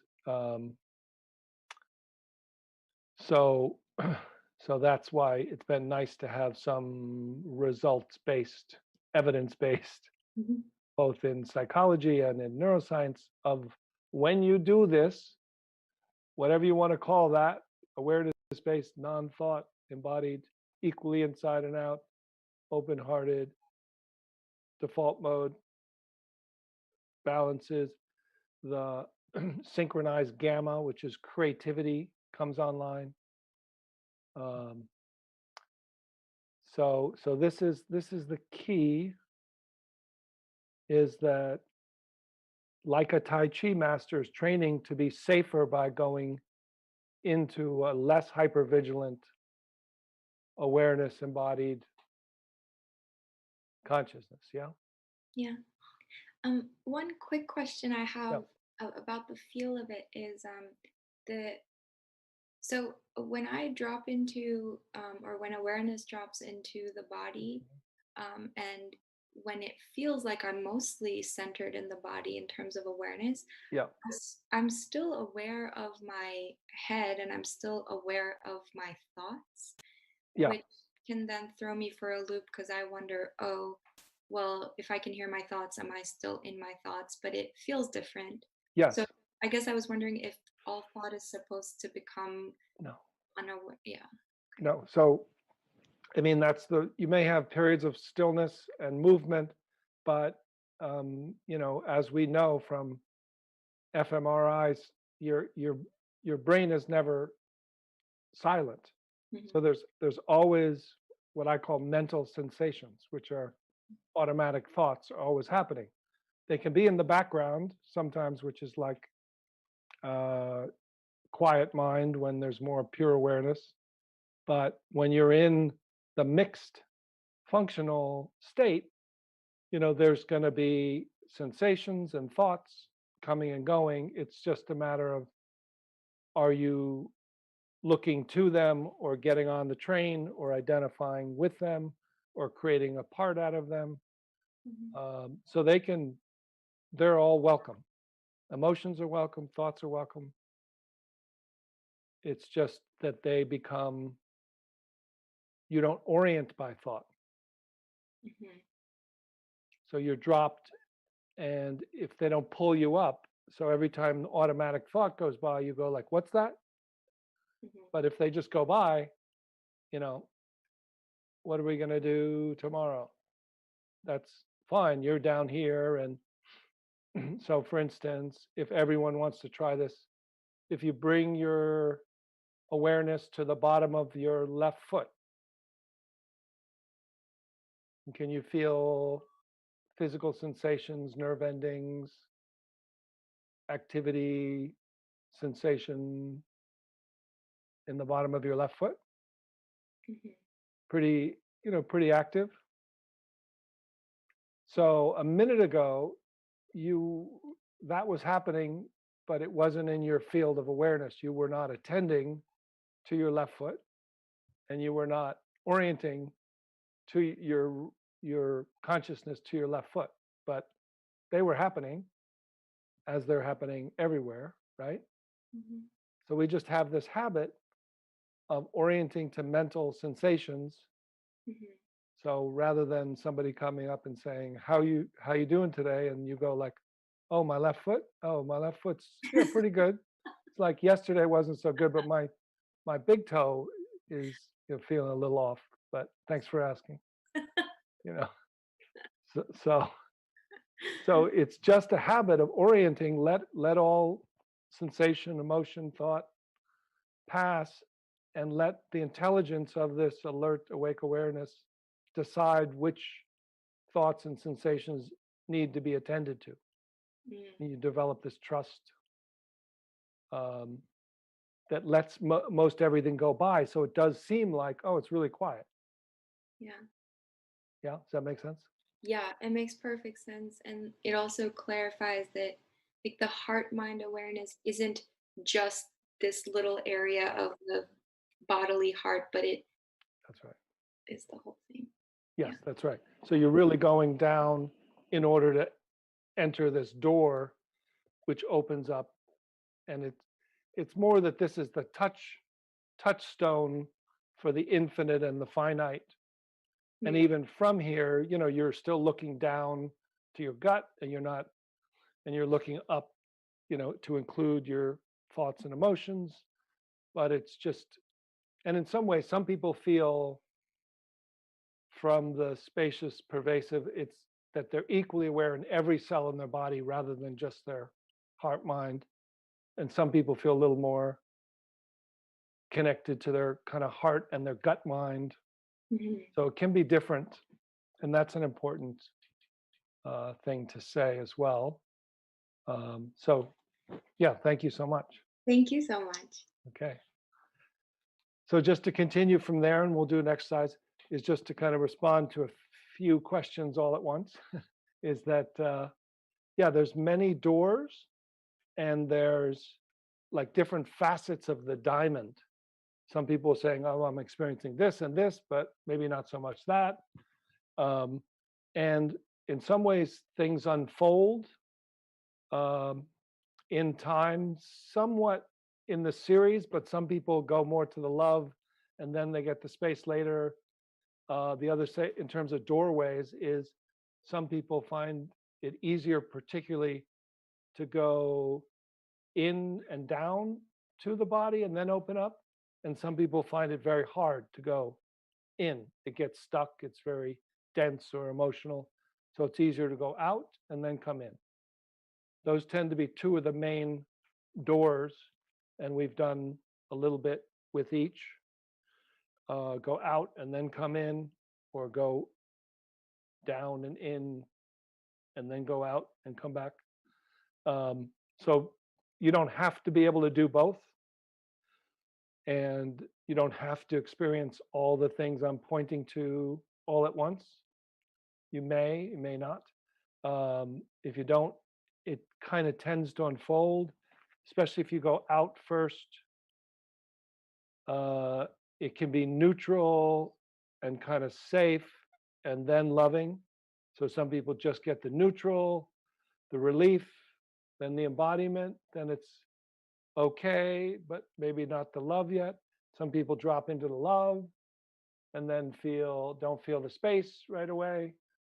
So, just follow the unfolding, happens by itself. And, particularly in this one, I'm pointing to different doorways for different people, and also kind of the full map, which can be available, but it's almost like facets of a diamond, or different people will travel different doorways, or series will go in different series. So just stay with it and just be curious.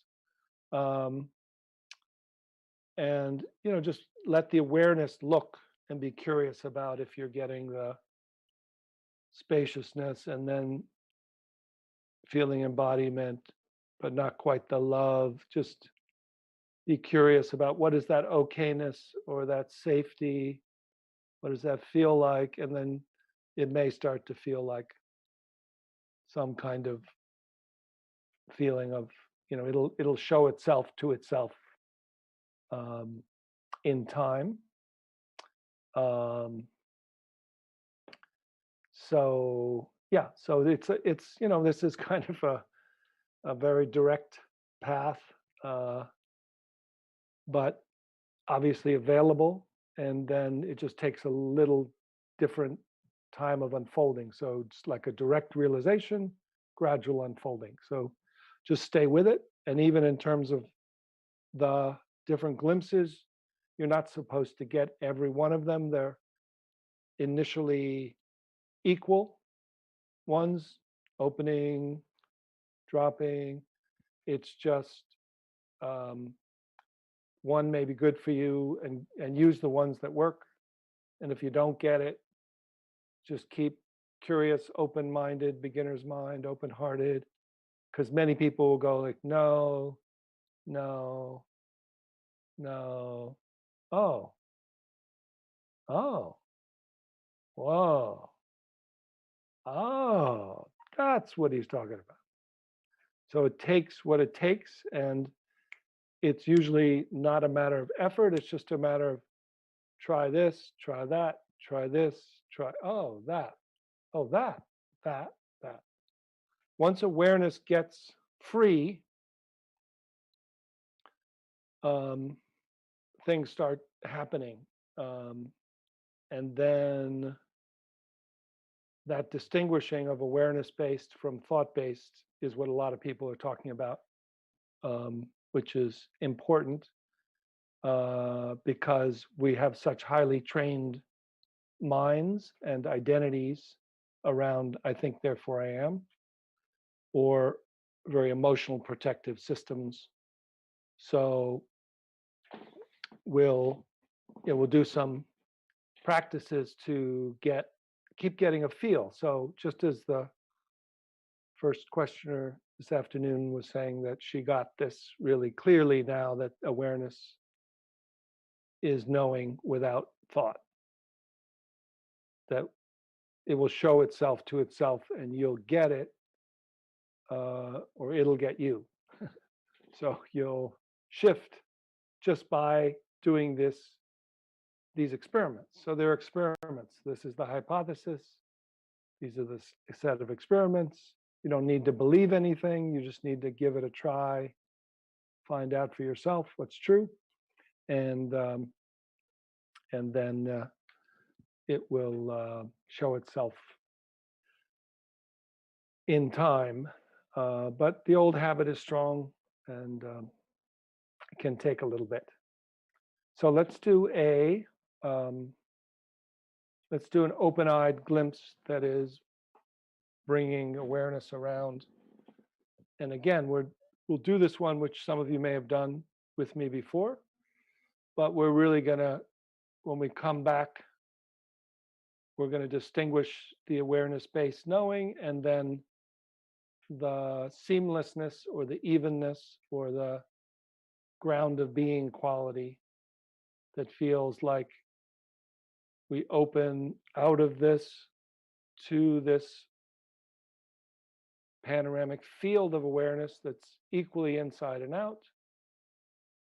And then notice that we don't have to form a small self in order to be or know or respond.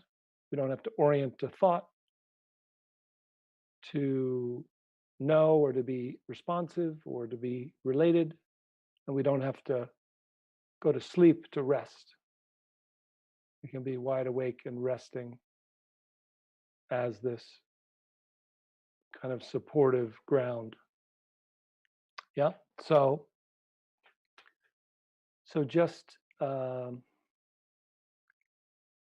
feeling as if, so starting with this small sense of self that uses subject object through the eyes, and the eyes are often used to pinpoint what's that, what's this, what's that, to try to be safe. So just noticing that that seeing is receiving. So the first pointer is that hearing is receiving.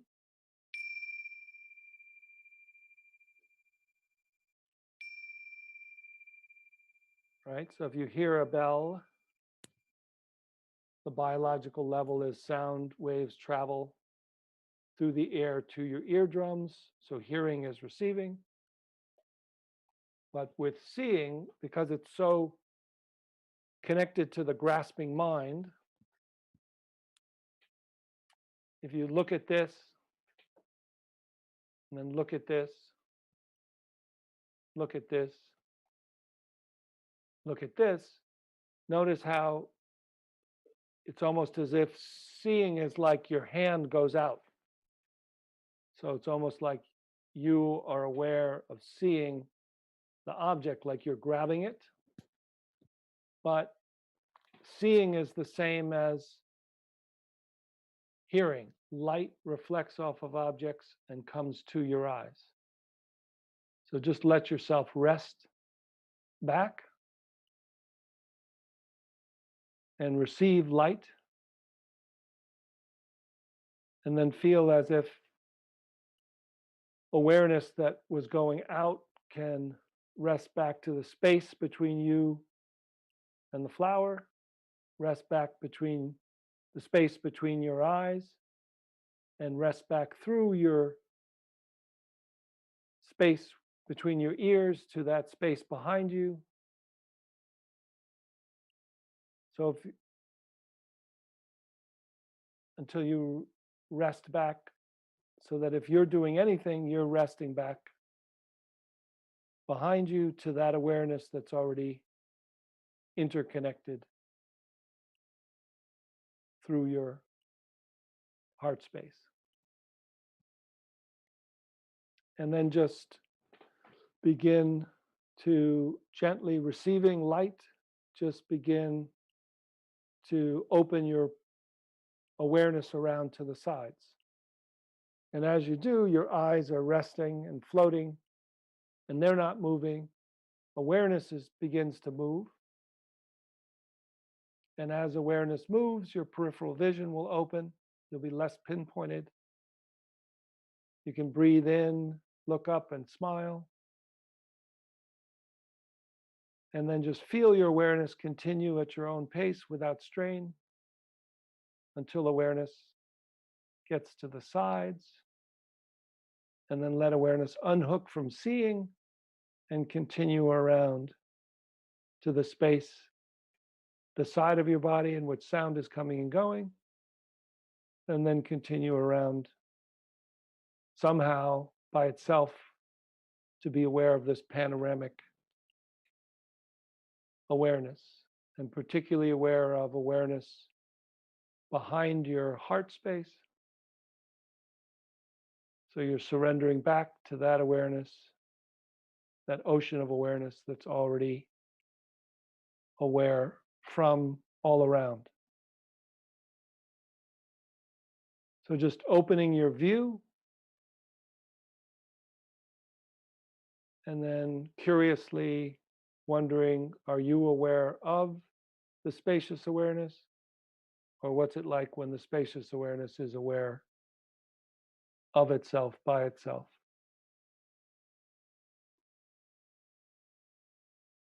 And then curious, does the awareness have any limit?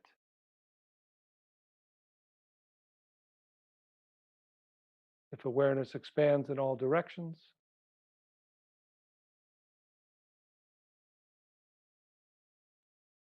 is it timeless and boundless,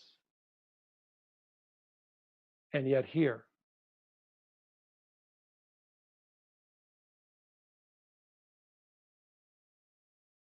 And as your view is open and you're aware of this awareness, it's aware of itself, just notice, curiously, feel with awareness.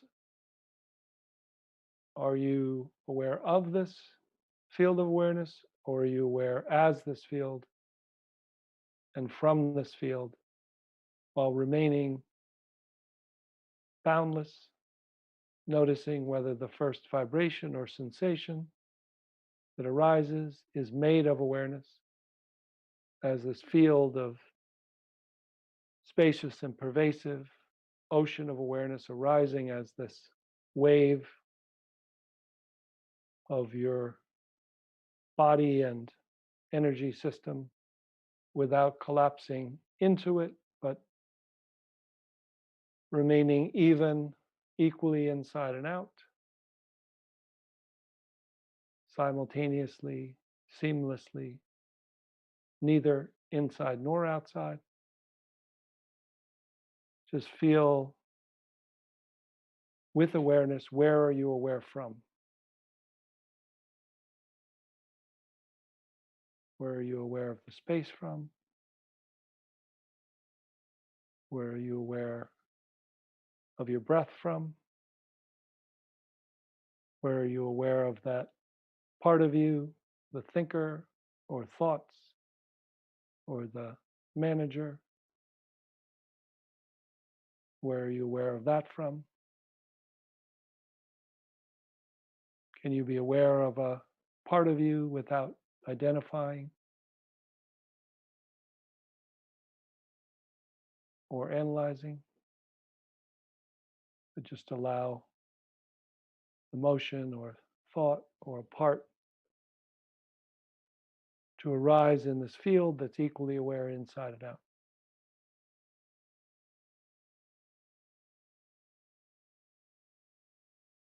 So just stay surrendered back and down to that which is an ocean arising as this wave.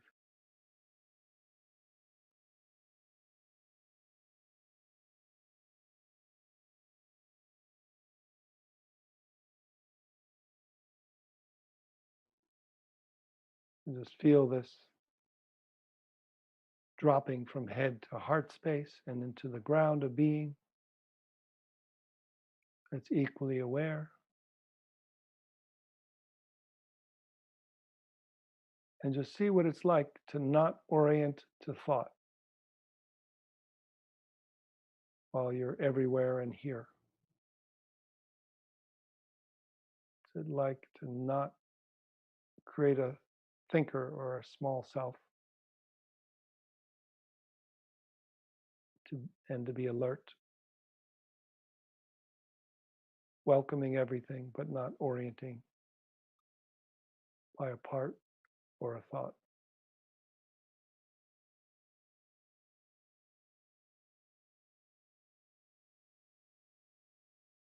Just be curious about this wordless, alert awareness that you could respond from.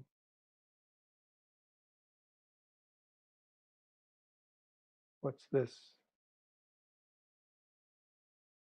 not knowing that knows like? It's invisible, open-minded and open-hearted, not separate from whatever arises.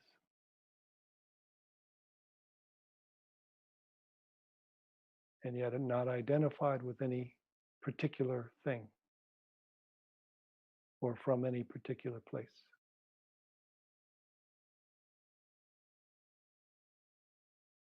So just remain simply with awareness, curiously aware of this spacious, loving awareness back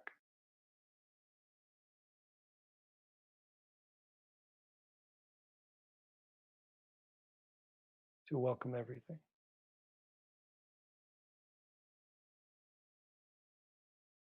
And if you lose this sense by going back to the habit of thought, just simply no big surprise, just re-recognize.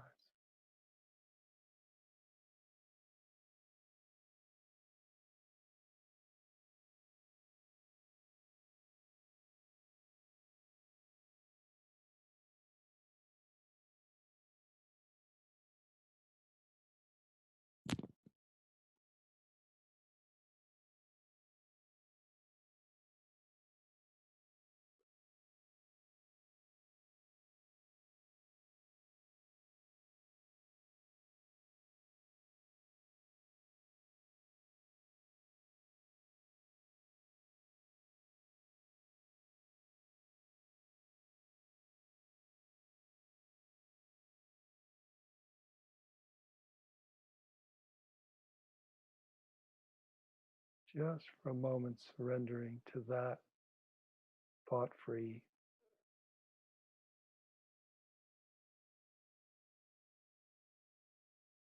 loving awareness. Natural. No big deal.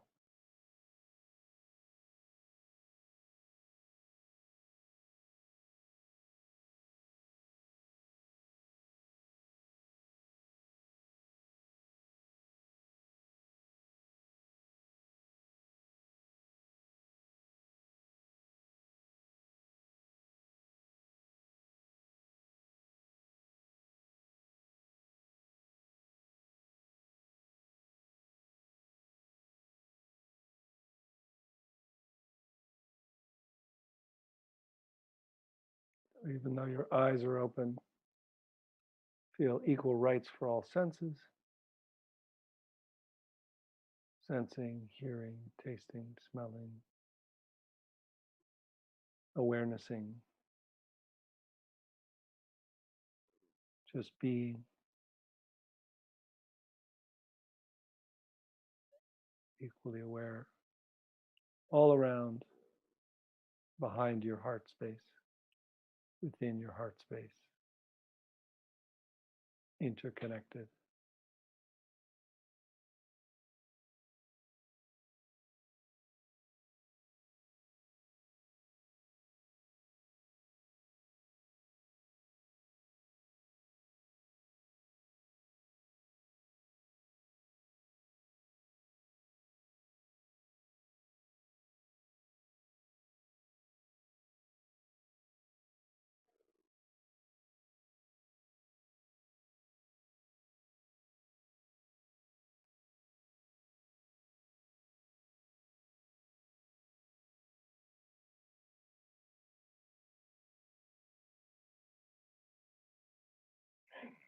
Just noticing if you get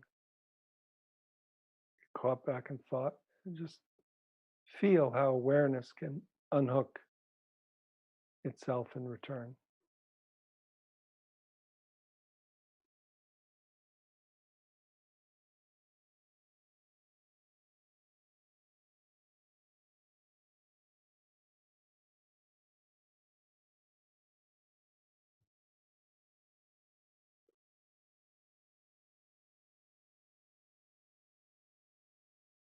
Just looking with awareness, where are you aware from?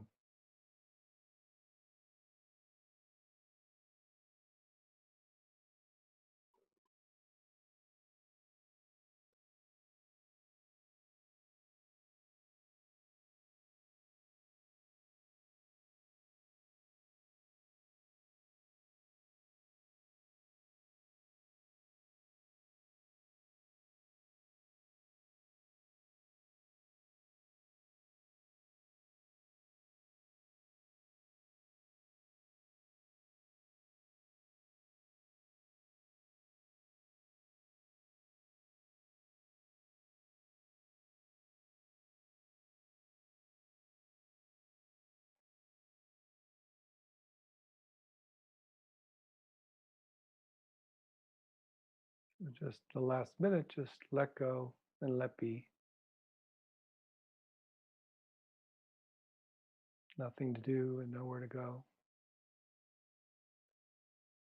Just interested in the awareness that's effortlessly aware.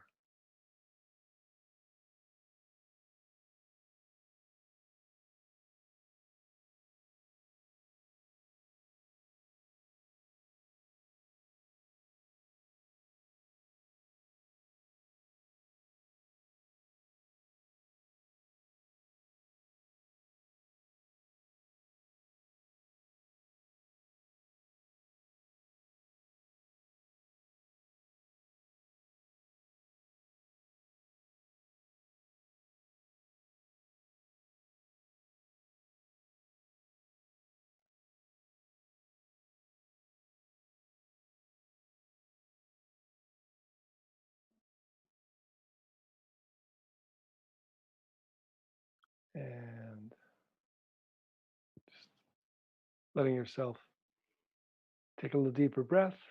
Let a smile come to your face, just stretching whatever way feels good.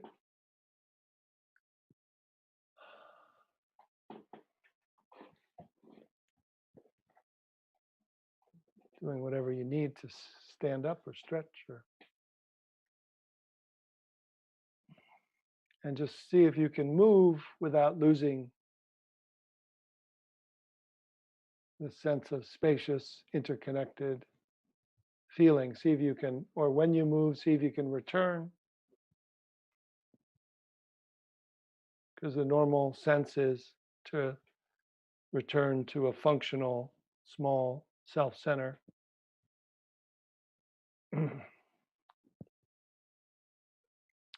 So, how about some reports, questions, comments?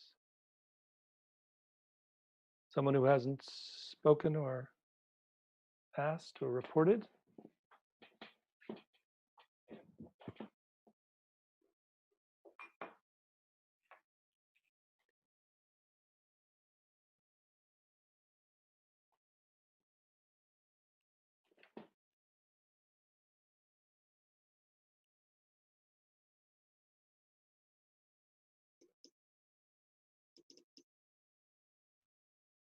Hello?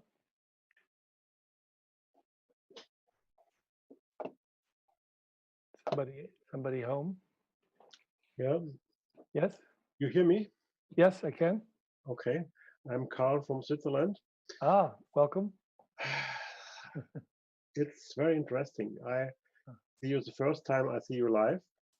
And when I listen to you, it just listens by itself. There's nothing, there's nobody listening. Yes. There's just no person there, but I hear very clear. Yes. And the understanding is out of the mind. So yes. it's like a new intelligence. So yes. it's it's tremendous. It's tremendous different, and it's like a different kind of taste. So I I just be there and things happens and I can follow it. So Beautiful. and it's really a pleasure. So a pleasure. It's like similar is when I doing nidra yoga and Yes. lying down and have no body anymore. So in between, and then I could die. It's no problem. So it's really it's so it's really. And I have a wish. If you finish the session, can you make your combustion exercises? I think it's very necessary in the time now. Some kind of compassion exercise. Yeah, you have fun. I like it very much. Oh, is it the?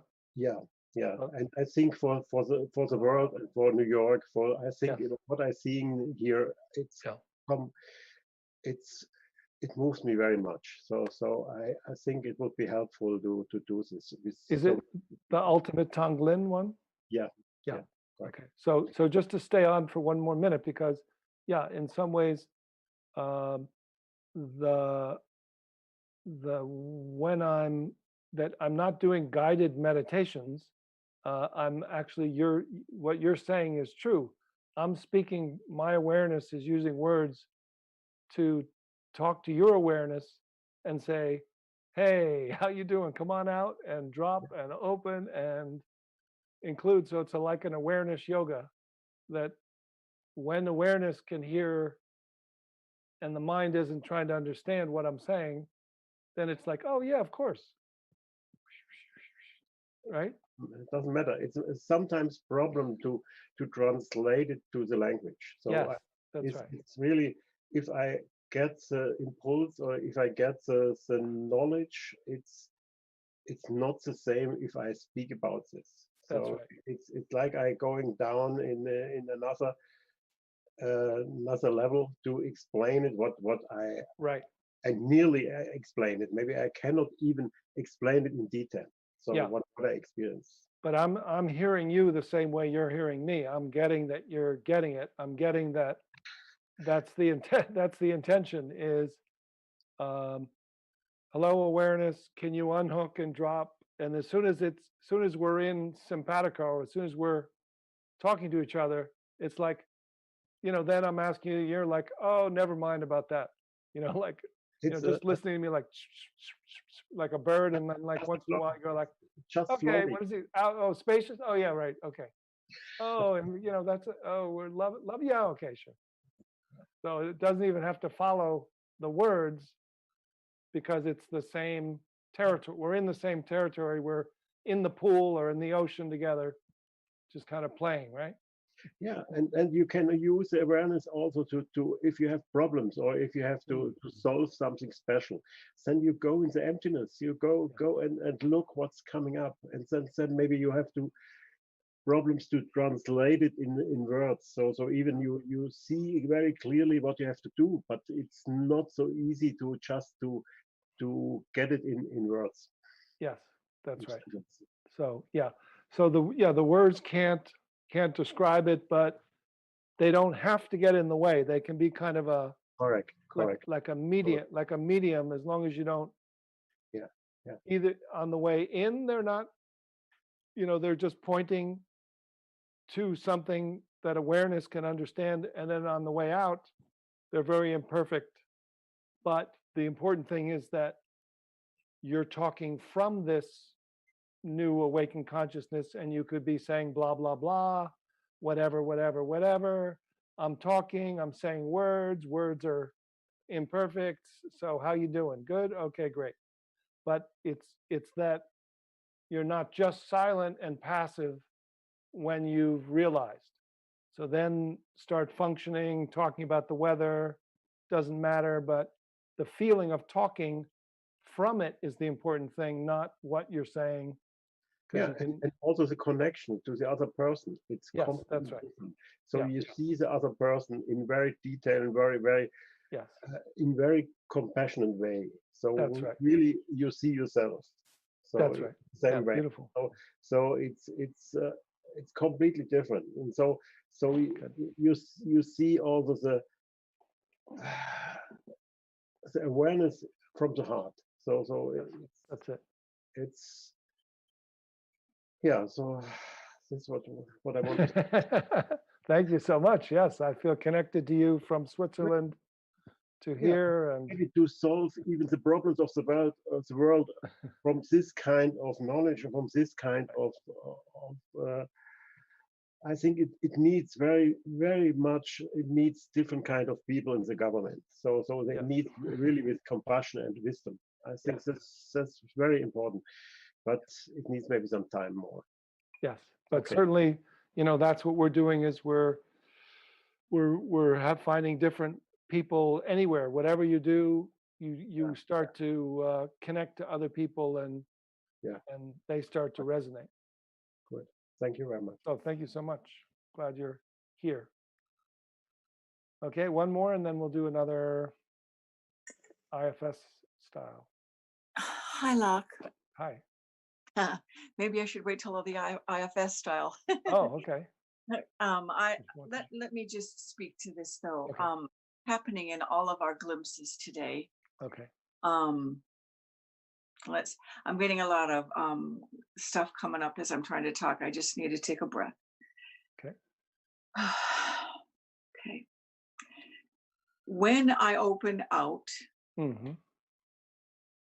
it's really quite beautiful. And today, I'm very sensitive, very empathic, had early trauma, and went up and out as a kid. Trying to settle back down and in. When we go out and I open to the awareness today, and I've come to a couple of your retreats, it was still and so quiet. And I just, that's my heart's desire to find that, all this energy. Yeah. But then when you started bringing us back to aware to the energy, then my body kind of really got big stuff. So then in one of them, you said, it's like that the awareness of the heart awareness is holding like a beach ball. But I wanted to get your feedback on, for me, I am getting the felt sense that this awareness really is, it's an embrace. I feel that embrace of presence in my body now. And I feel the safety and the ease. And so for me, it's almost like an offering to these patterns and this energy and this stuff of that. And if you could comment on that, because you said a beach ball, but for me, it's turned into that, because when it got kind of crazy with that first one, I just my heart and then did that sort of. Did the kind of beach ball? Not the beach ball, that's these infant patterns, these patterns how I organized when I was young, this eldest moving, and just offered that a spaciousness awareness to any part of those that wanted it. Yeah. That's it. Beautiful. So that's okay. Yeah. So that's the so it's different. It's a different, people who have depersonalized or dissociated or gone out. It feels like it's the same, but eventually it can keep you, protectors can keep you in, or when you start going out, you go to the old place or in the old way. But this is very different.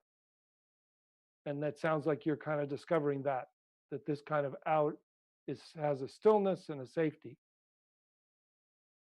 Yes. Because it's not actually, it's funny. It seems like you're going in or you're going out, but actually you're going subtle. So subtle is equally inside and out. So you can go subtle by going out, but then once you discover it, it's equally inside and out. By going out, it's the subtlest dimension that is always both inside and out. So if you go in, it'll be out and in, because it's everywhere.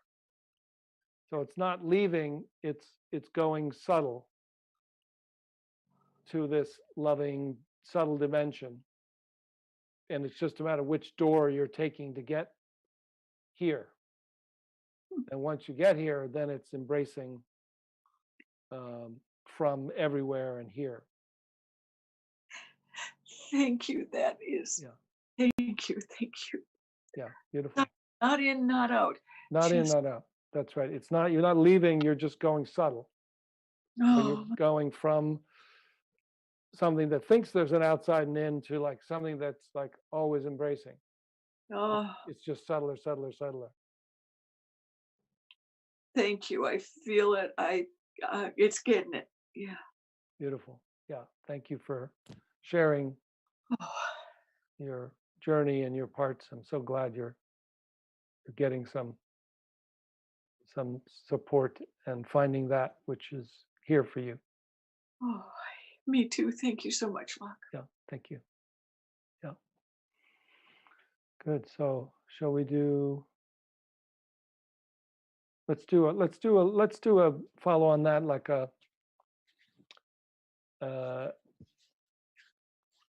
yeah. I mean, this kind of what my particular advanced thing or mixture of psychology and spirituality and meditation and neuroscience. Something I was doing in my own practice, coming from effortless mindfulness based work with people in outpatient clinics. So very often complex trauma, some psychiatric diagnosis, but I would use this method and found it to be useful, helpful, available. And then my wife Paige went and met Dick Schwartz and said, this guy's doing the same thing as you, except upside down. So he would go to the parts to go to the self, and I'm going to the self to go to the parts. So very similar, and he has a very elegant system of simplifying the parts. And then I have kind of spent more of my time on trying to be as clear and about the self, which is the no self. And then together, it just seems like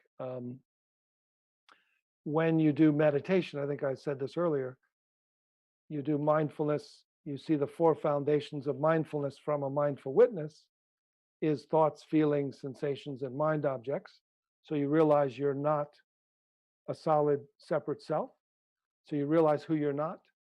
And then when you open behind the camera of the meditator, from that point of view of the observer, open to the field of awareness that's equally subtly inside and out, then you realize more who you are. So that's kind of the effortless mindfulness. And then you can feel, someone had asked how can you be non-dual if you have self and parts?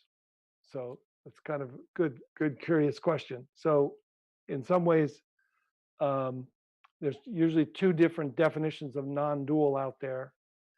One group says non-dual is pure awareness, as if pure awareness is the screen that's the real reality, and relative reality is like a movie that passes through. And then this non-dual, which is more the Buddhist non-dual, says form is emptiness, emptiness is form, which is awareness is primary, but it arises as an inseparable pair of awareness and aliveness. So the ultimate reality and the relative reality are not 2. So when even the whole psychological system of trying to say, how am I going to deal with my emotions? And I better try to be calmer or more positive, or is still taking it as if we have a self that's solid like an ego. And in Buddhism and in the system, you realize, oh, you're not that self, but then you realize you're more the awareness based, and the personality system is made of these parts. There isn't one self, there's like a parts or sub-personalities, and that's just the way the human psyche organizes. Just like it has a hand and a nose, it has a judge and a and a wounded child and so it's just being aware of your body and your personality, the way it contracts and tries to contract itself into a small separate self.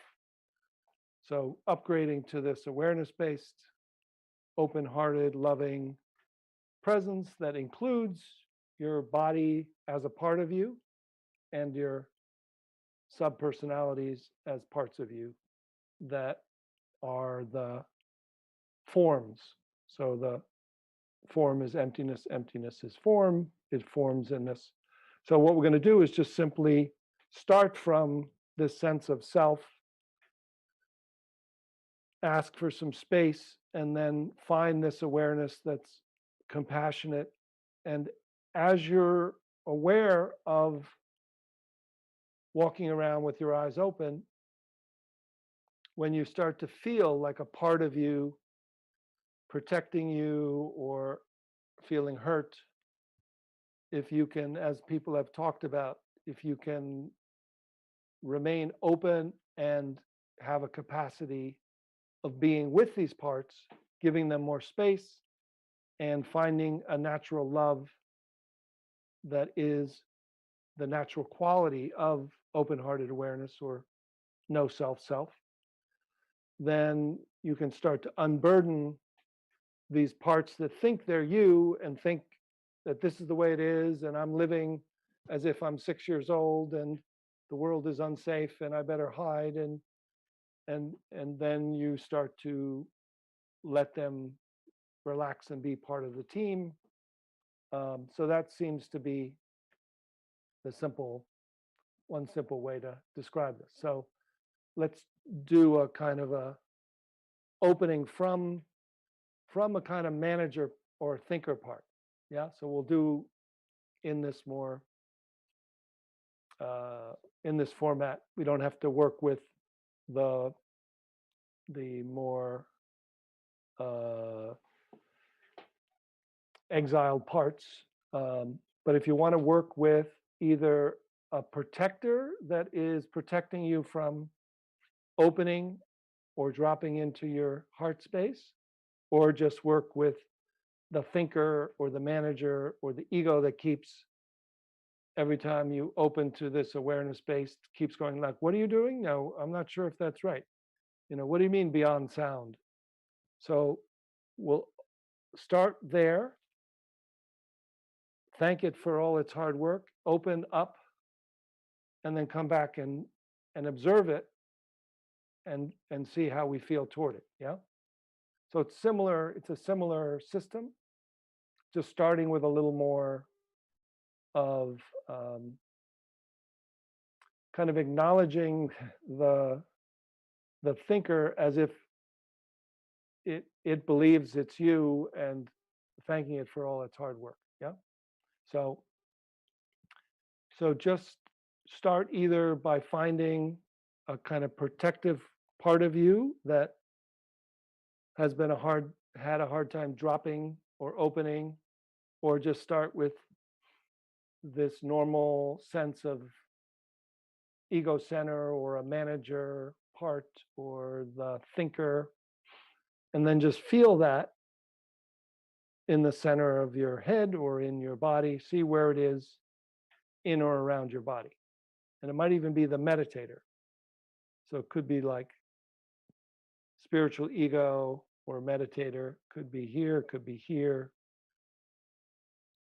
So just find that feeling of that sense of you that's trying to keep it together, that's trying to be safe by trying to be smart and in control,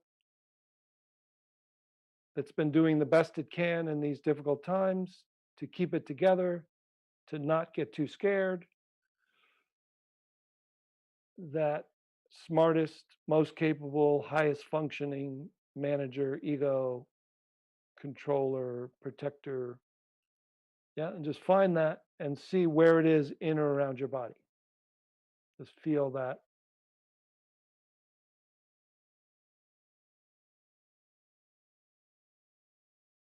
And then just thank that part for all its hard work. just begin to say, thank you for trying to keep me safe during these difficult times. And then ask it if it can give you some space. And then feel as if awareness can unhook and open.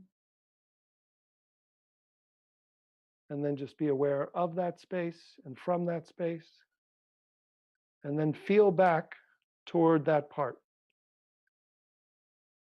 And just observe thoughts, feelings, sensations, but just see that there's this part of you that's been trying so hard to stay okay, work hard to not get too overwhelmed or scared, and really see how do you feel toward that part for all its hard work from this open-hearted awareness.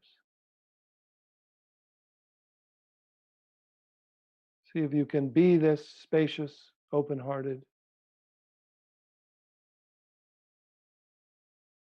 self that's equally inside and out, and then see that you can observe, and then just see how you feel toward this manager or ego center, efforter, thinker, protector. And then just curiously see whether this part of you is aware that you're here. May or may not be aware of you. Can it feel the compassionate energy?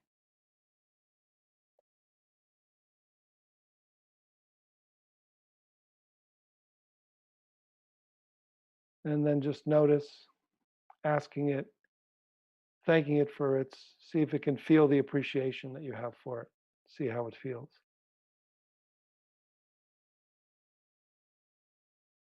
And then just curiously asking, what are you afraid would happen if you were not the center, if you were not doing this hard work and maintaining the sense of identity? What is it afraid would happen?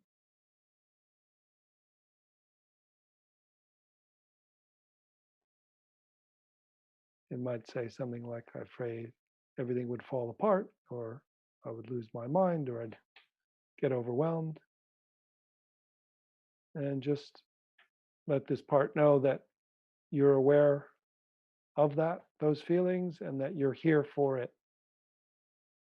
And that you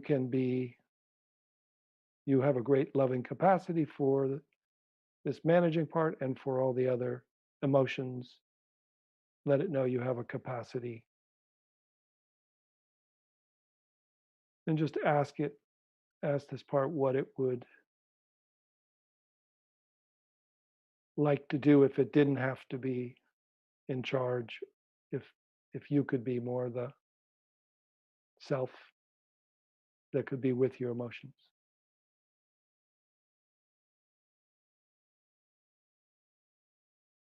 And just see if it wants to rest or relax or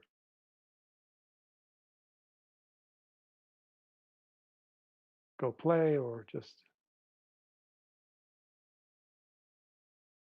take some time off. And just let it know that you're here now and that you can be with it, and you can be with all your other emotional parts and situations in the world, that you have intelligence and capacity, and that you'll be here to show this part that you can respond without reacting.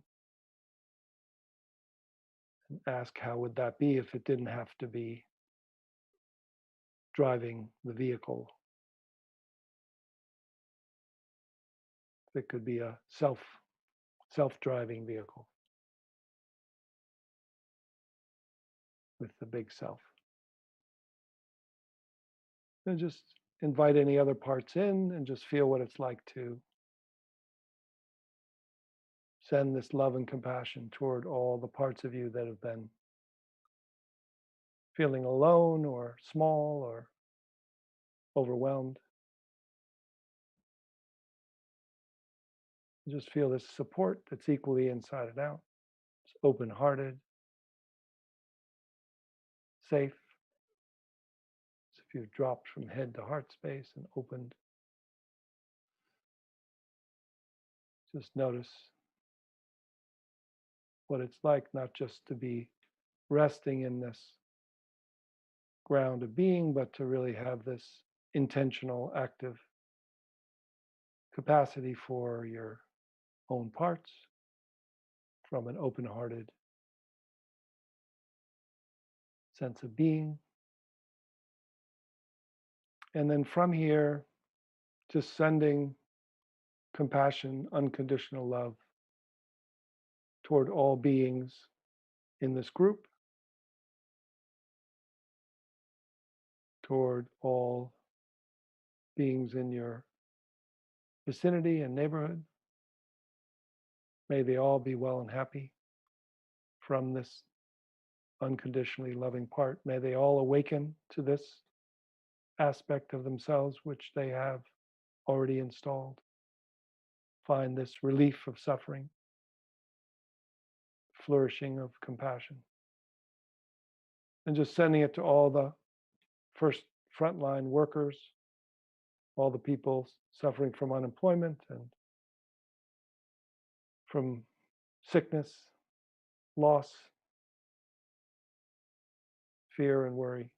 May all beings be well and happy. And just feel the love toward yourself and toward others, toward your parts and toward others. And just feel as if the suffering can go to this greater field of awareness that has your back, that you don't have to hold it, that you don't have to produce it, that it's coming through you from something greater than you, and just naturally, like an ocean of love, just being shared toward receiving and giving, receiving and giving.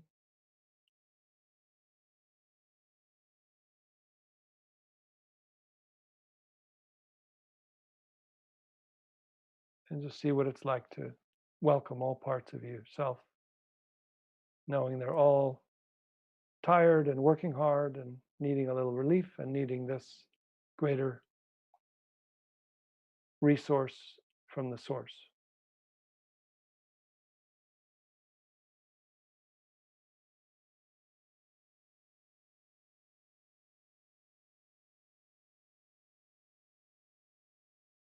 And just take a little deeper breath. As you breathe out, just make that humming or om or home sound. Om.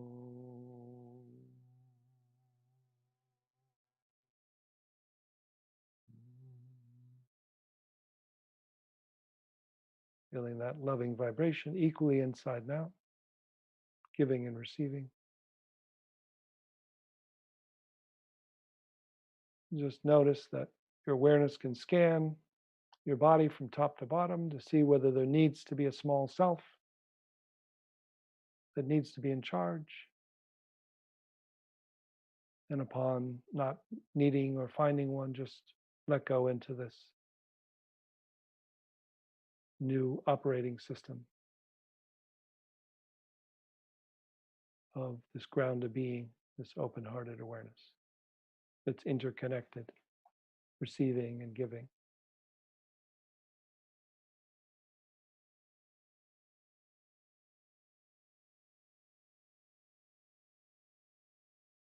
So just staying here and resting and marinating to see if someone wants to particularly speak from here about accessing this no self, this open-hearted awareness that can be with the parts and is that not the thought-based self, and can give some relief to that while finding a compassion for self and other.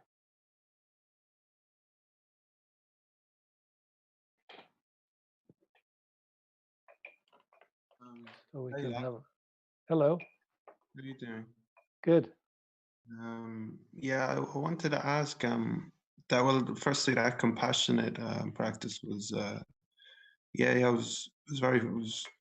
I Yeah, I found the holding kind of nature of compassion quite, I guess, more natural than most things I've felt in my life. Oh, Kind of, wow. Yeah. kind of having compassion towards. Yeah, it feels like the thing I was always kind of mistaking it for something else. Yeah, yeah. But it seems yeah, very the natural gear. Yeah. I wanted to ask about I get this it's like a pressure. It's like when I'm talking to my small self, as you put it, and then I say, thank you. Yeah, I do not need you right now. May I unhook? And then I find myself unhooking, and then I feel like a large pressure in my like chest and head, like my Yeah. like the top of my head, like in a very nice pressure. Uh-huh. But it actually feels, I don't know, like there's like something's trying to get somewhere, but like my body isn't big enough, for it. Right. I wanted maybe if you could talk, or is that anything you've come Yeah. across with this like big surge of I'm not sure what it is, but Yeah, I mean, I can definitely speak to that, but I like your first part even more. I like that you're saying for the first time in your life, you experienced what you were looking for, which yeah, is this loving nature that you had been looking, somehow been a little bit off, but now you experience it. I mean, that's pretty profound, right? yeah, it is. Yeah, I guess no, it is. It is very profound, and every word I say then from that place Yeah. doesn't need to backtrack, or it doesn't need any more critique, or as Yeah. once the word is said, it's said. It Yes. doesn't need to Yeah. be. I don't But need to talk. yeah, exactly. Once you're there, but the unique thing that I think you said that can be helpful to others is that there's just, in trying to find this all our lives, we've just been a little bit off, or we've tried in ways that are like this but not quite right. So we tried to love ourselves, like, well, let me try to love myself, let me try to, and Before, like it felt like a life hack. It was yeah, like it's like I'd read a self-help book about compassion. right. I said, okay, if I do this 3 minutes a day, then it will trick my brain. That's as right. opposed to the complete, I don't know, opening of and all, I guess, all-consuming kind of compassion, or like all, like it can hold all things at once. That's right. Yeah. As opposed to like Yeah, so it's almost like within the cloud of self-help, or the cloud of the mind, we can create compassionate parts, and that try to be compassionate or say positive things. And this move is to really unplug from that whole cloud and just become the sky, and just like let go of all conditioning, including trying to love. And then you let go and discover the natural loving self as soon as you're like, how do you feel toward that part from this vast, timeless, boundless awareness? And then it's like, oh, well, I totally love that part. Something like that. So it's that unplugging from all the best attempts to love, that we find the love that we've been looking for. And so that, something like that. something exactly like that. Yeah.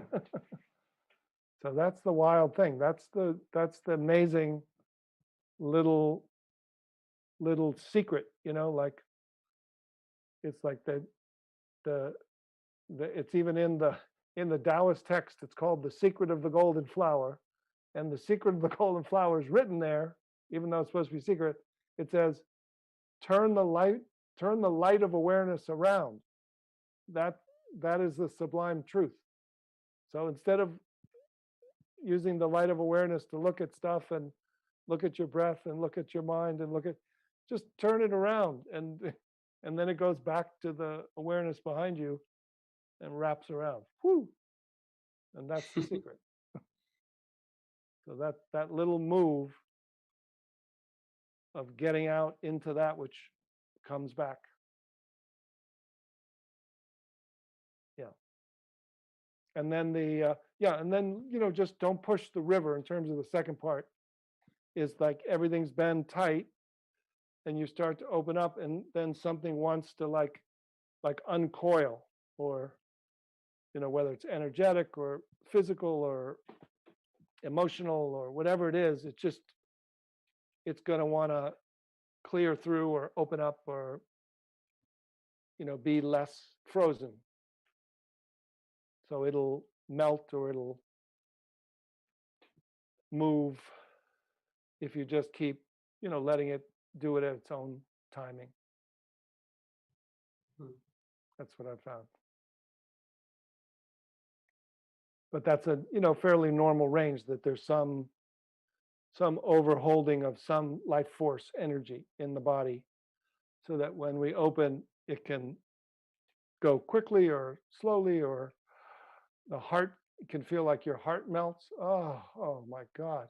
Like people will sob, or have that sweet sadness, or just start crying, or feel like the tension just opens in their face or their muscular system. Yeah.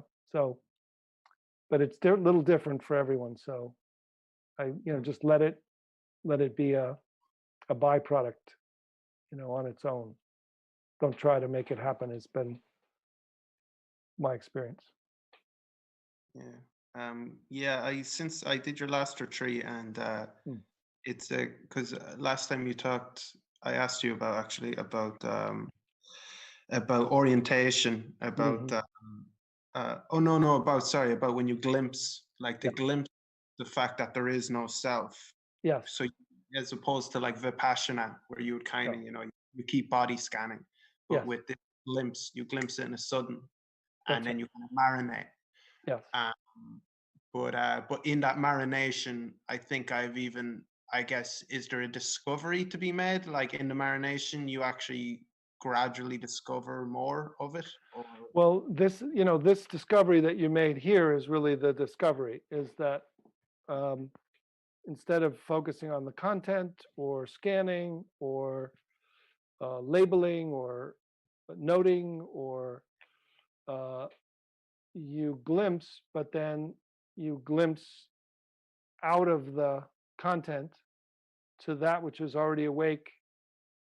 And then as that which is already awake, you're aware back with this kind of loving compassion toward all the contents that now are part of the dance. So it's that, kind of surrender, or stepping out of the cloud, and then so what you did today, that's it. Keep doing that. Perfect. Thank you. All right. Thank you so much. Yeah, thank you. So shall we do, let's see, what shall we do? We can do a couple things. We can take a break.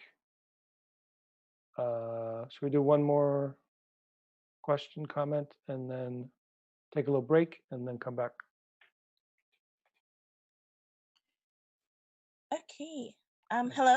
Hi. Hi, Loch. So in the earlier glimpses that we did today, I felt myself opening into awake awareness, and then I got those energy surges that you were talking about. Those like Kundalini surges or whatever. And I felt like half of the glimpse practice was me, like, I guess, like doing the whole like moving and stuff like that, and like vibrating, and then half of it was like me trying to be like, okay, all right, like let's go back to the awake awareness, because it kind of shakes me out. Yes. Like that, all that energizing and stuff. I don't know if it's my ego just being like, what the heck is that? and then me having to like recuperate, right, go back to the glimpse. But do you have any advice on that? Or yeah, I mean, again, you want to see if you can really get to make sure you're out of the conditioning into the full support and capacity of that which doesn't come and go and doesn't move. And then if things start to move, they won't move just in here.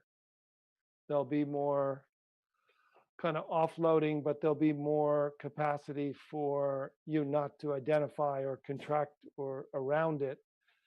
It'll have more space to kind of unload and detox and self-liberate. So some people do it emotionally, mentally, physically, energetically. There's got to be some place where a lot of the practice of kind of later stage marination is kind of what's called self-liberation practice, which is, you're describing an energetic dimension, but it's literally like old pre-verbal contents just start to, kind of let go of its burdens and their, kind of holdings, and just liberate through, and it just starts to, what I call, shake and bake. And so that's kind of part of a practice, is at different levels things will thaw out. But it happens differently for everyone. Some people don't have the energetic things, but just to stay big and loving and titrate them so you can see if they can move. And then if it's enough, if you feel like, oh, that's enough for today, you can kind of come back to normal consciousness and start again. But try to get as much resource with the source so that when it starts, you can stay big and don't immediately collapse into managing it or having it just be in the body. I see. Thanks a lot. And also, I have another small question, and I'm sure perhaps the answer might be similar to what you just said. But so that the Kundalini stuff was for the earlier glimpses, and now with this one where we started working with the IFS, I noticed that I started coming into contact with some parts that were like very not willing to let go. Like I did the okay, can you just step aside for a second? And they were just like, no. Right. Yeah. So and yeah. So that's for one-on-one work. I see. So this I tried to work with kind of a manager, but when you do one-on-one sessions, which is primarily the work, then you can have somebody holding space for you and guiding you and leading you through, a more full experience. So yeah, I recommend people, find an IFS practitioner if you want to do therapy style work, and then they'll support you through that. I see. Okay. Thank you. Okay. All right. Thanks so much. Thanks. Okay. So let's take a little break. Let's see what time it is. It's 3:40. All right, let's do Cave of the Heart, and then we'll take a break, because that's a real rest, and we'll come back. So this will kind of give you your afternoon nap. So this is like a yoga nidra. It's from Ramana Maharshi said that the two main practices he did were inquiry, which was kind of a mental inquiry of using a thorn to remove a thorn, use thought to remove thought. Who am I? Am I a man? Am I this age? Am I this? So that kind of, and then he said the second practice was resting in the cave of the heart on the right side of the chest. And then having looked for it, there's no instructions anywhere. So I figured I'll just play with it and find it, and it's like a pretty amazing practice. So the sense is that the emotional heart is kind of right here, like being choked up or feeling heartbreak. The physical heart is here. See if I can. Yeah. Physical heart's here.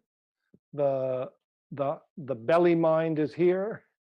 The on the right side, where the heart is on the left, is the cave of the heart space. And heart mind touches the physical, the emotional heart. You could say the heart chakra sometimes is here, the cave of the heart, the belly mind, and the physical heart. So the heart mind is like this door that opens up, but what we're going to do is do a dropping into the heart space on the right side. So the feeling is that it's like most of what we've been doing is this kind of day sky clarity. And what this is this night sky black velvet rest. So we're just going to do it for 5 minutes, but you can stay if you want during your break. We'll take a break afterwards. But what usually you'll stay for like 3 to 12 minutes is usually most people, and you'll just kind of wake up naturally from it. It's like the power nap of power naps. It can relieve your whole body of this kind of holding. So the idea is that we unhook and bring awareness into this heart space, safe place somewhere on the right side or somewhere in this area. And then just rest in this black velvet, like night sky, like a portal to the universe or a safe resting place. And then just go deeper than sleep for a few minutes. And then I'll, after 5 minutes, lead you out, and you can stay there for a few more minutes if you like. Okay, so people who love this really love this. So it's definitely worth sharing to give it a try in this kind of afternoon nap time. Yeah.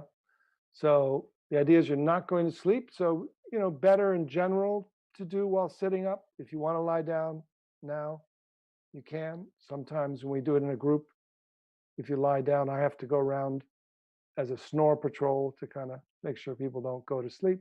But that's why it's often better to sit up, but whatever you like.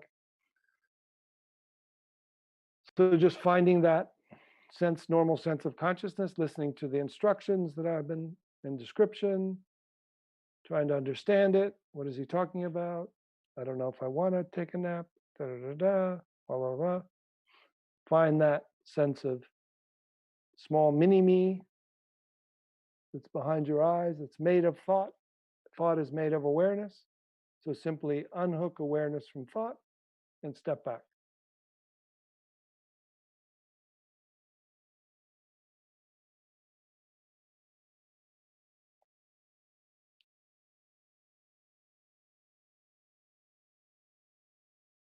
And then feel as if awareness can move itself without your help and drop, and be aware of your smile and your jaw directly from your jaw.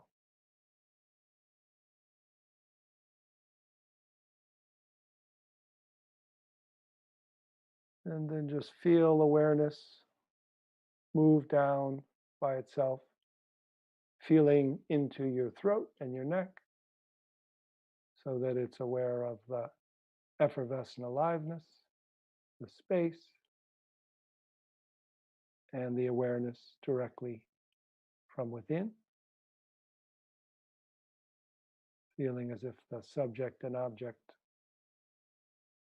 are happening in the same place. And then feel as if awareness moves and drops below your neck into your upper torso.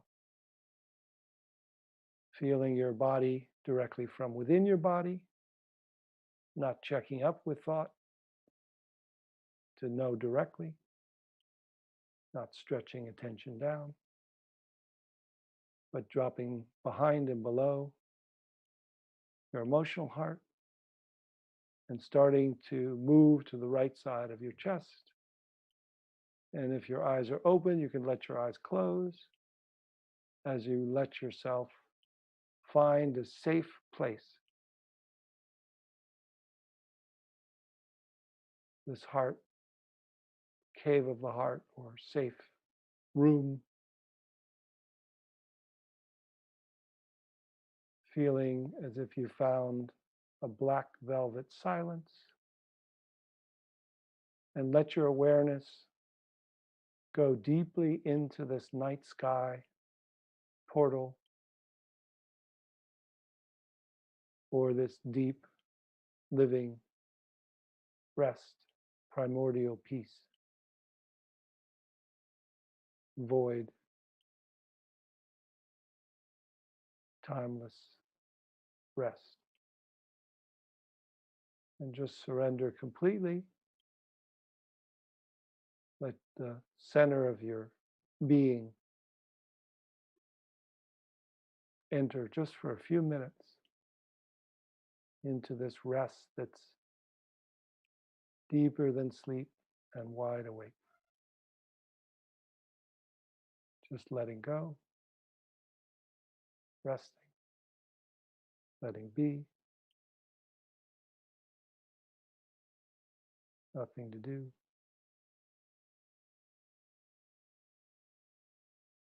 just being.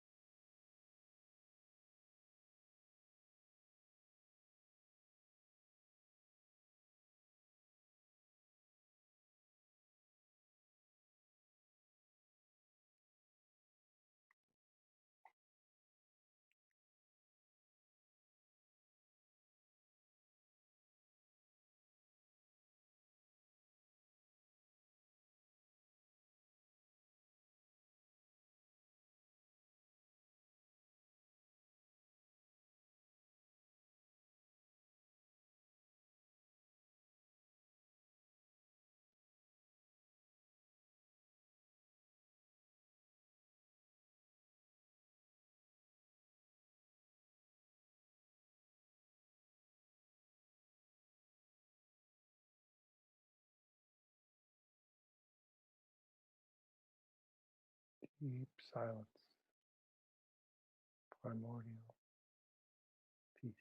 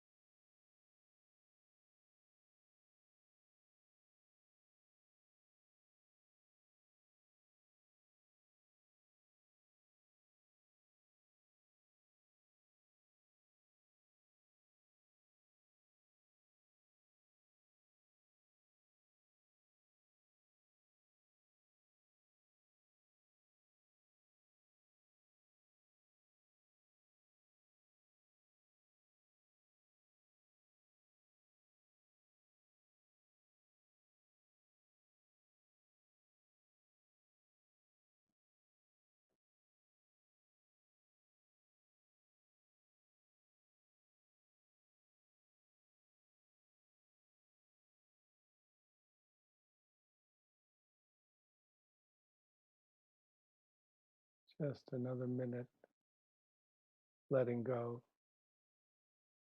Nothing to do. Rest.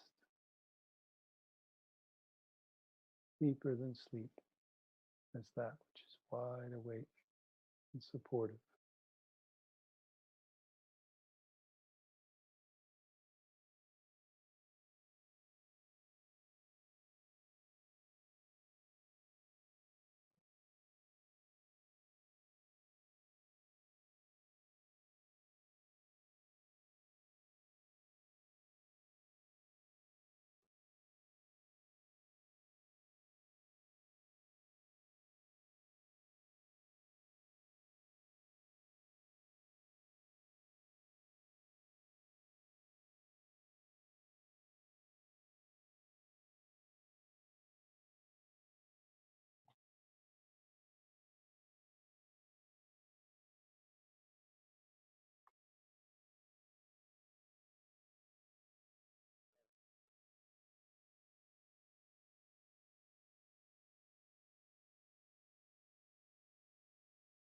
And then just from this rest, let every cell of your body drink from this deep awareness-based resting that's fully embodied. Let every cell feel renewed and refreshed, as if each cell has a little smile.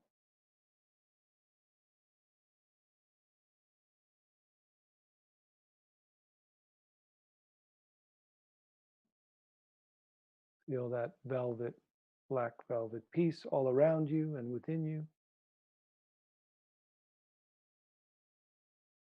like a soft blanket of love and support, nurturing.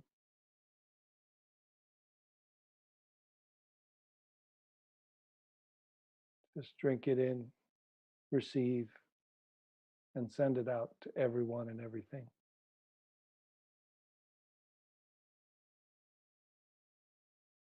That all those parts of you that are in need of soothing and reassurance at this deep level, just receive this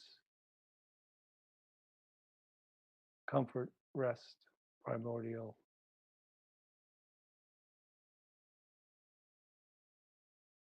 support, like the arms of a loving mother or grandmother.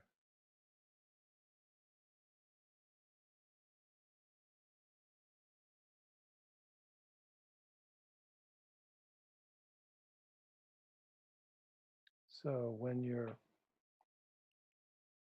ready, you can, at your own time, feel like you naturally awake as if from the best night's sleep of your life, and you'll be able to just stretch and feel good and take a 15-minute break from now, so you can just keep, so till 10 after 4. Whoops, let's see what time it is. Yeah, so till like 10 after 4 Eastern time, 10 after the next hour. So that's about 14 minutes from now. So you can just keep resting the whole time, or feel that you'll wake up naturally when you're done, or feel like you can move and take a little stretch and take a little break and meet back here in a little bit. So enjoy.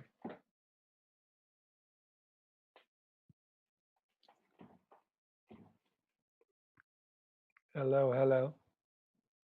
Welcome back. So I know that those in Ireland and England didn't have time for a proper cup of tea, but hopefully you all got a good nap, power nap. Do you feel kind of a sense of softness?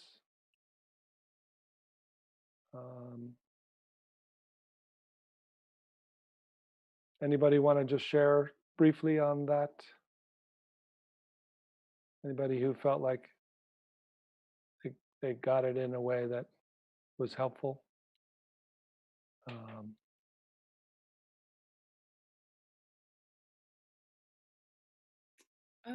hello. Hello. Hi. Hi. Sorry, that just caught me off guard. I actually wanted to, yeah, of course, first thank you for your teachings. I really appreciate your approach. I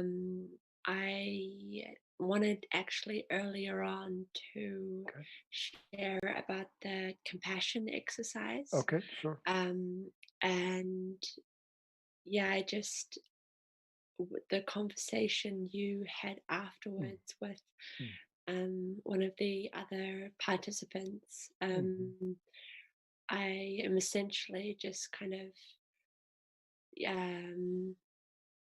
I resonated with a lot of it. And one thing that I found was you said go to the place where there is kind of a degree of hardening, or a place where there is a lot of work that's been done, and perhaps where you want to let go. And I found this spot actually in my forehead, which was the academic controller, and a part of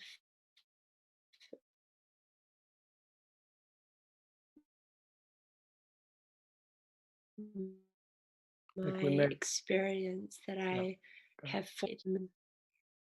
Well, it's basically, yeah, it's just been the entire, sorry, the entire identity, really. That's right. So, and I've worked a lot with these meta exercises. And I can find that with some of the outside people and animals. But yeah, it's whenever I turn it inward, I meet this kind of entity. And it's like so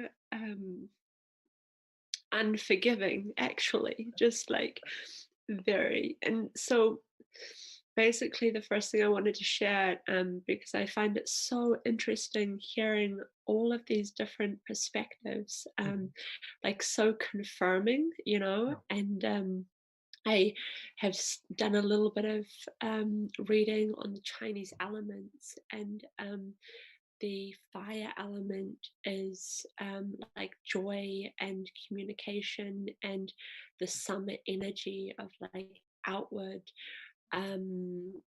reaching and expansion.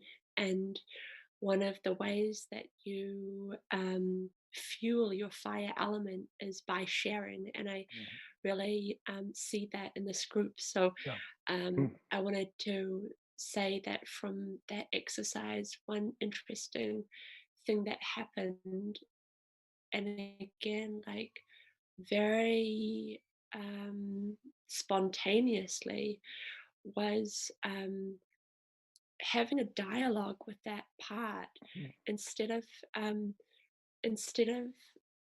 going into the meditation with this goal of dissolving it. I don't know exactly the words you used, but it was basically like first the thanking of it. And I've heard this before, and it hasn't really been that effective, but I really could see all of the work that it had done. And then the questions that were asked were just very like logical questions. And I think the last question was like, what like what does it want to do? Like, does it want to play or rest or, and there was a moment of like kind of like it was just like honey dissolving, and yeah, I just found that such a profound thing, because it is the thing that it fears most is irrelevancy, Yes, or exactly. yeah, to be mediocre. Yeah. So yeah, I just want to thank you for that, and if I can pull myself together, kind of just like to that point, ask what your thoughts are on so I noticed this is very fortified in the relationships that I have. There's very cerebral, a lot of it, you know, a lot of mental activity in general. And I used to live in Berlin. I'm now in New Zealand because of coronavirus, and I had quite a cool, I practice yin yoga, so I had quite a cool community to work with this stuff. But once you drop out of that community, a lot of the normal is this kind of like mental relationship. And I found myself becoming quite withdrawn from these ways of operating, such as talking about you know, academic thought, or just actually, to be honest, like logical reasoning in general has become a bit less interesting for me. And then I read actually in one of your books that you said there is a chance of that there is a time where you just kind of, the pendulum swings in the other way, and you actually need to fully, or not fully, but detach more, or detach is maybe the wrong word, but I think you know what I mean, to remove yourself more before you come back into that space, and then work from the space that you've been talking about in this whole series. So yeah, I just wondered, does that make sense? Yes, absolutely. I think I like the melting as honey. That was my that would be your own advice to yourself. Just keep melting as honey, and that will bring it all together. Does that feel good? Yeah. That's beautiful. Yeah. Thank you so much. Welcome. Thank you. Thank you. So, anybody want to say anything about that cave of the heart, just briefly, and then we'll go into another, or comments or questions? Hi, Loch. I'm Deb. As far as the Cape of the Heart goes, I was really surprised. It's like, oh my God, I didn't know this was in me. It was a very nice surprise. And I found from the previous exercise that there were certain elements in my small self that didn't want to cooperate, didn't want to lay the burden down, that showed up with me in the Cave of the Heart. I had a dialogue. You can relax here. You can just rest. If you want to pick up your burden when you leave, fine. That's your business. But intuitively, what I started to feel was that this was also a safe space for those injured elements that will soften them so that they'll be able to release. Oh, that's beautiful. That's lovely. Very healing. Yeah, that's lovely. Combining the two, finding different of these powerful resources to work with that. Yeah, thank you so much. Yeah, I guess that's right, because the exercise before that, you know, may have been new to some people. This internal family systems style in IFS, which is not a new thing, in that I'd say half of psychological systems are part-based systems, Jungian and psychosynthesis and Gestalt, and you could even say Freudian id, ego, superego are parts. So it's dealing with your psyche as if they're different parts that sit in the seat of the self, and then we're just adding where are you aware from, and who's aware of the parts, rather than having an ego be aware of the parts or a meditative witness.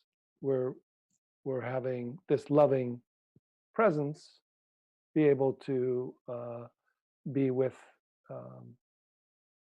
these parts, so that we have a full capacity to deal with, especially at a time like this, strong emotions, triggered parts from childhood, trauma-based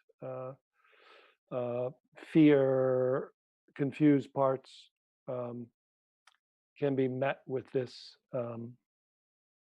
intelligence, this wisdom, love, bodhicitta, heart, mind, self with a capital S, whatever you want to call that feeling of whatever that is, beingness. It's literally a tremendous capacity that you've been hearing people describe. So I'm gonna, we'll just hear from like another one or two, and then we'll do another heart exercise. We'll do we'll do a ultimate Tonglen. Hey, Loch. Hey. Cave of Mind, or Cave of Heart, sorry. It was so wonderful. This was, I feel like in the past, I've always dropped down and tried to feel like heartbeat, but for some reason, your description of it being on the right side, it was the first time I was kind of like actually like exploring like different areas of the heart, like of that cave. Yes. So like feeling the heart beating, and then like slowly moving it over, and then like feeling like back, like from behind, and just, and it was, honestly, I woke up and you were gone. it was the break. And that was real. It was on all levels. Right. Yeah. yeah, exactly. But yeah, no, that's all I wanted to share. It's just like this curiosity of like different areas of the cave, which was really awesome. Okay, great. Thank you so much. Yeah. Anybody? So why don't we, because we have a few minutes. Any other questions, comments that feel like they're important to ask or report? We'll save Hi. some time at the end. Yes. Hi. Hi. Thank you for taking the question. I just wanted to appreciate that perspective that I've never experienced that before. I had been in therapy working on two parts of myself that got trapped in childhood and young adulthood through different experiences that were really profoundly limiting. And the concept, I guess I got there, not that I'm a concept fan, but just was this idea of my persona and ego and identity as processes, right, and a system yeah, that simply, it's like a symphony. It plays itself along in front of myself. That's it. And it's not that, I'm not other than myself in any of my selfness. And that experience was beautiful beyond words. And I want to thank you for that. Yes, beautiful. And the pointing into the prior deeper part of the self was very effective. It landed the attention perfectly. Mhm. And when you did the conversation about if you put the intention in the if you put the attention in the foot, Yes. then in the last exercise we did, Mhm. I got the idea if you put the attention in, for instance, the child that was harmed, Mm. part of the identity, or the young Yeah. woman defended, part of the identity, it was in fact the same experience as moving the attention to the foot. Right. Literally the same experience. Meaning that it just becomes primary and takes over the center? Meaning that what attends Right. to any process or part Right. is simply what attends. The Yeah. process or the part, it's not a bigger me. That's right. It's consciousness itself. Yeah. Self writ large. It's not a bigger me. It's not That's a right. happier, more fabulous me. That's right. That's right. Just It's not a yeah. it's like the nature of existence then attended the inside of a foot. Yeah. Right. Something like that. Sorry, Yeah. it's hard to describe the experience. No, no. Thank you kindly. That was really beautiful. I deeply appreciate you. Yes, thank you so much. Yeah. No, I got what you're saying. That's a real revelation that it's not me. I'm, someone will say, I'm an anxious person. And then I'll say, oh, okay. Well, maybe there's an anxious part of you. Maybe you're not an anxious person, but there's an anxious part of you. And they'll go like, oh yeah, there it is. And is that who you are? No, I'm not anxious. From here, I'm not anxious at all. But let me just see how that anxious part. So just that, just treating parts of you like parts of your body, parts Right. of your personality, parts of your psyche, parts of your human consciousness. It's Drops of water. Yeah, drops of water, subpersonalities, whatever you want to call that, aspects of you. The key is this is the center of you, the primary dimension of you is not one of those parts. Right. I That's did. the big news. Yeah, I have an overused management function. Yeah. So a lot of my persona is the managerial part. Yes. And so it feels very good about trying to solidify and move itself around, right? Yes. And that's pretty much what we've learned culturally.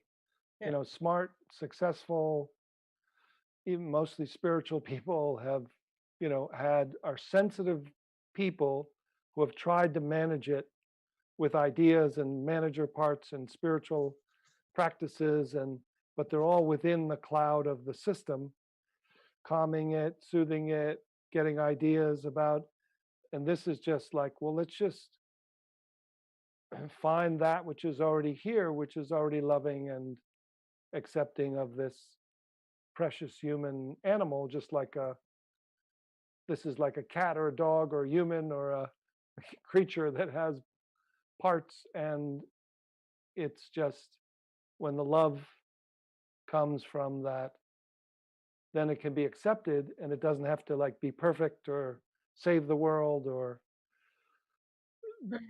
ultimately be afraid. So the key is, and one of the things that we'll deal with in this next exercise is, can you find that which doesn't come and go, what's here when there's no problem to solve, and then can you find this unborn eternal now?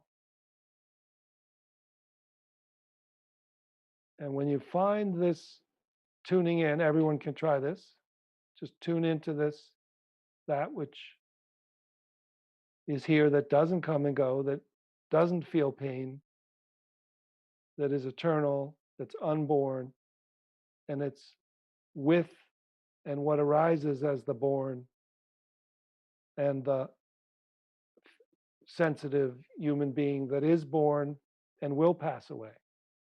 Yeah. So Buddha started with old age, sickness, and death of this, and then discovered the unborn, the nirvana, the enlightened, awakened consciousness, that was free of the suffering about suffering. Right. So when they're both here, you can be sensitive. You can be a sensitive human being if you found that which is free and fearless, courageous, is not afraid of death because it was not born and will not die and is, and at least that is happening now. It's not a philosophy. It's just now. Now, which is timeless and here and includes past, present, and future. So you can't actually be in the present moment because present moments come and go. So you don't want to try, as many have reported, to be in the present moment. Present moments are observed by the open-hearted awareness, which is timeless now, that includes remembering the past, present time, planning for the groceries in the future, and the present moments that come and go. So even the present time is not a safe place necessarily. People who are depressed are like locked into the present time and they can't remember the past and they can't believe in the future. So you don't want to be in the present. You don't want to be in the present. You can't be in the present moment. So you got to get a feel for the now. To just be.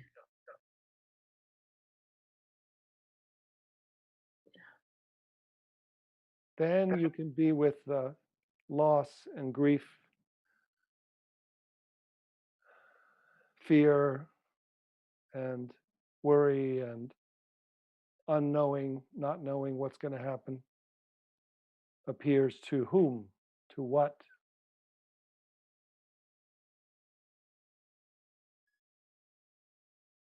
Yeah, anyone feel that? Nowness?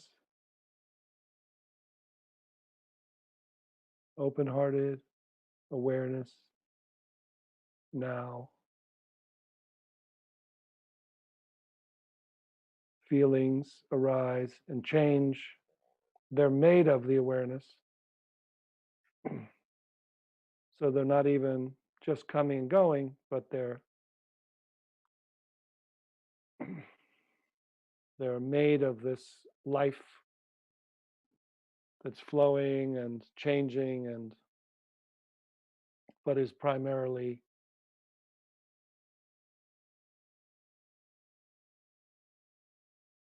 still and moving, infinite and finite, unborn and born,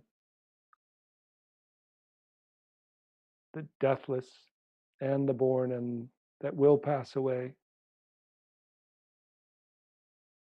And nobody knows when, and the eternal now, which is here and here now, that opens to this loving embrace.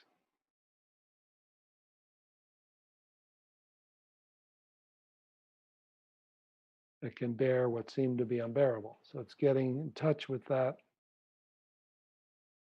unplugging from the conditioned attempt to know and control and be only concerned with the animal dimensions, and then find that which can be even more sensitive and feeling, because there's a freedom from the direct experience of the awareness-based, loving, interconnected field of subtlest dimension. It's equally within and without, doesn't come and go, and dances.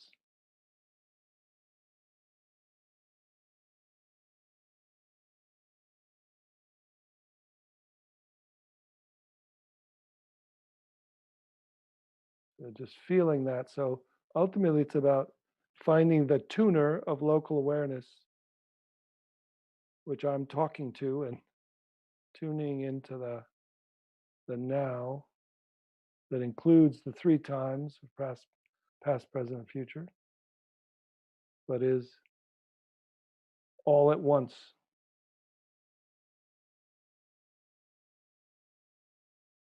All times, no time, here, free. And then the aliveness dances into form and situations and stuff, and then pleasant and unpleasant happens. Stuff works out, doesn't work out, difficulty, good times, difficult times, all with this who is aware, what is it all appearing to? It's just that 51% primacy of open-hearted awareness that can be with whatever's happening.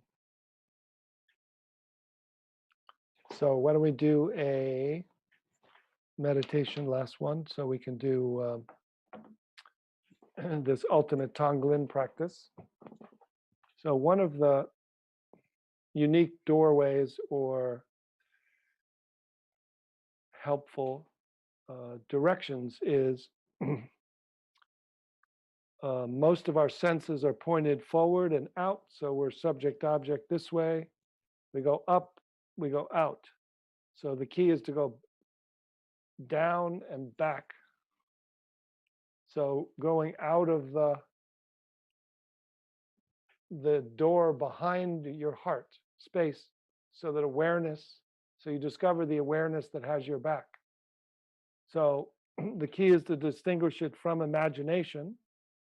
And we can do that in a little bit. But that when awareness moves itself, it can be aware of the space to the side of you, and it can be aware of the space behind you, and it can discover the aware space infinitely behind you, which is already aware.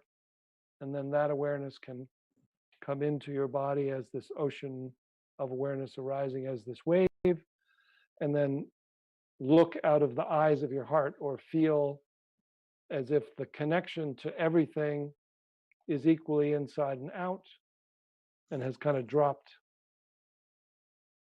down. So what we do is we surrender. For those who want to go in through your body, you can go this way. For those who find it easier to go to space, you just surrender back to the space behind you. I'll lead you through it. And then you have the feeling of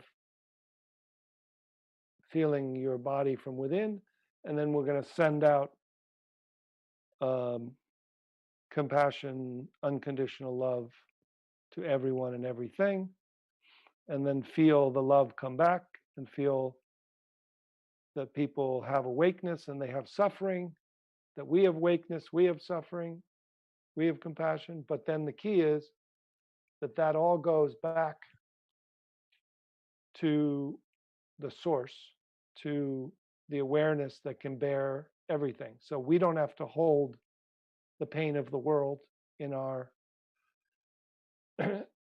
energetic body, emotional body. We can let it go through the door to the awareness that can bear it, and then that comes forward into us, and then we connect to everyone, and then we feel as if we're like a gossamer curtains of feeling the love and feeling the pain of people, but then it goes right through us. Yeah. So this is the sending and receiving that doesn't stop with our own body, but keeps going to that resource behind our backs, and goes to the resource behind everyone else's back, that we're connected through that. So let's try that. So starting again with that sense of trying to understand what in the world I just said, realizing you don't have to figure it out or understand it. And then Feeling as if awareness is arising as thought, and thought is looping on itself, becoming self-referencing, creating a little mini-me looking out of your eyes, creating a thinker, and then just let awareness simply unhook and open.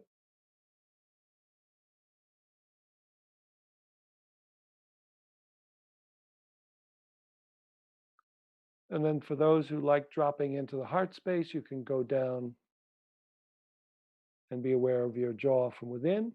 For those who find it easier just to surrender back right away to the space behind you,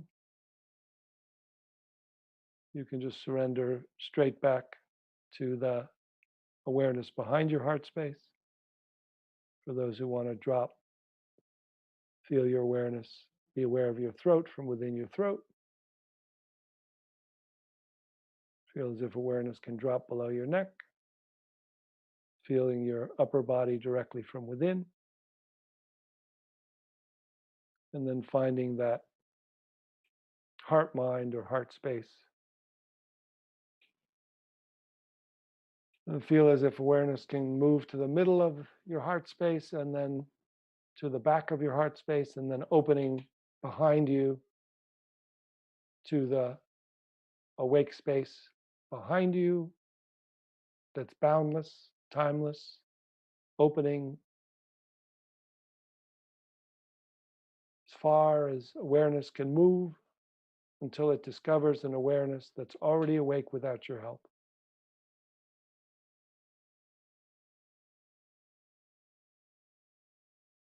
And just let go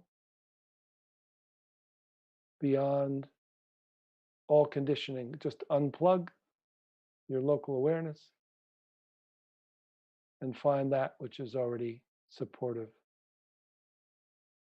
awake and loving. And then as that awake, loving, energetic awareness, feel as if that ocean of awareness moves by itself intentionally toward your body and then arises as this wave of energy and parts, thoughts, feelings, sensations, precious human birth. Feel the awakeness, feel the emotional pain, suffering, and compassion coming from behind, filling you. And then feel as if the compassion goes out to everyone and everything in your local neighborhood, to all beings on this course today, everywhere around the world, to all those who are open to this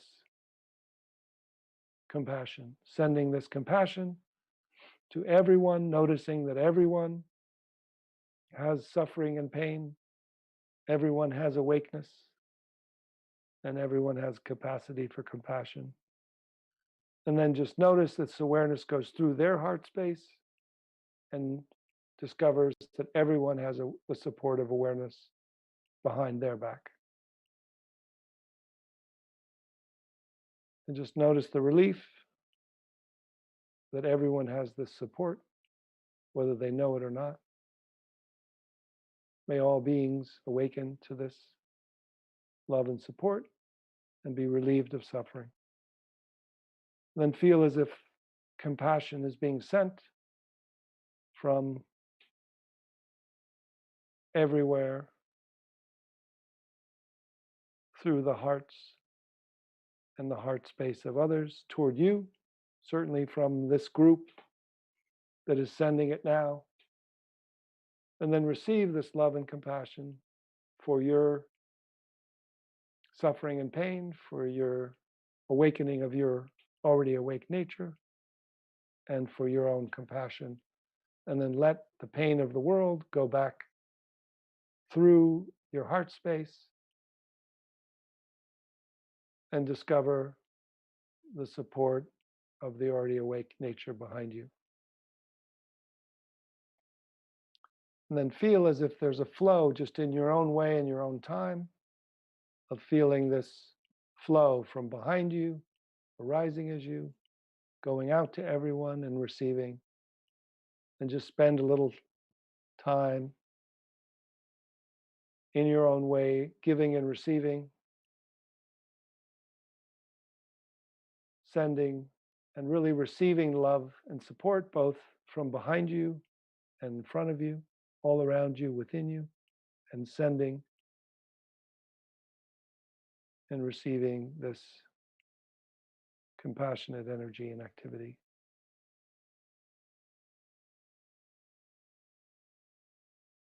May all beings be well, happy.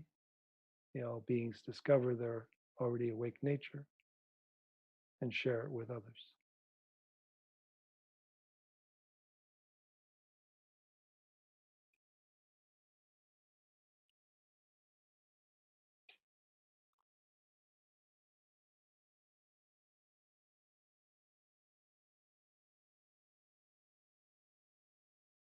And feel that all at onceness, that evenness, that balance of being aware behind, within, and front, all at once.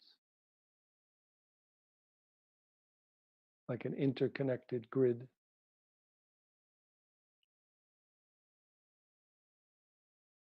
Of love, fabric of love.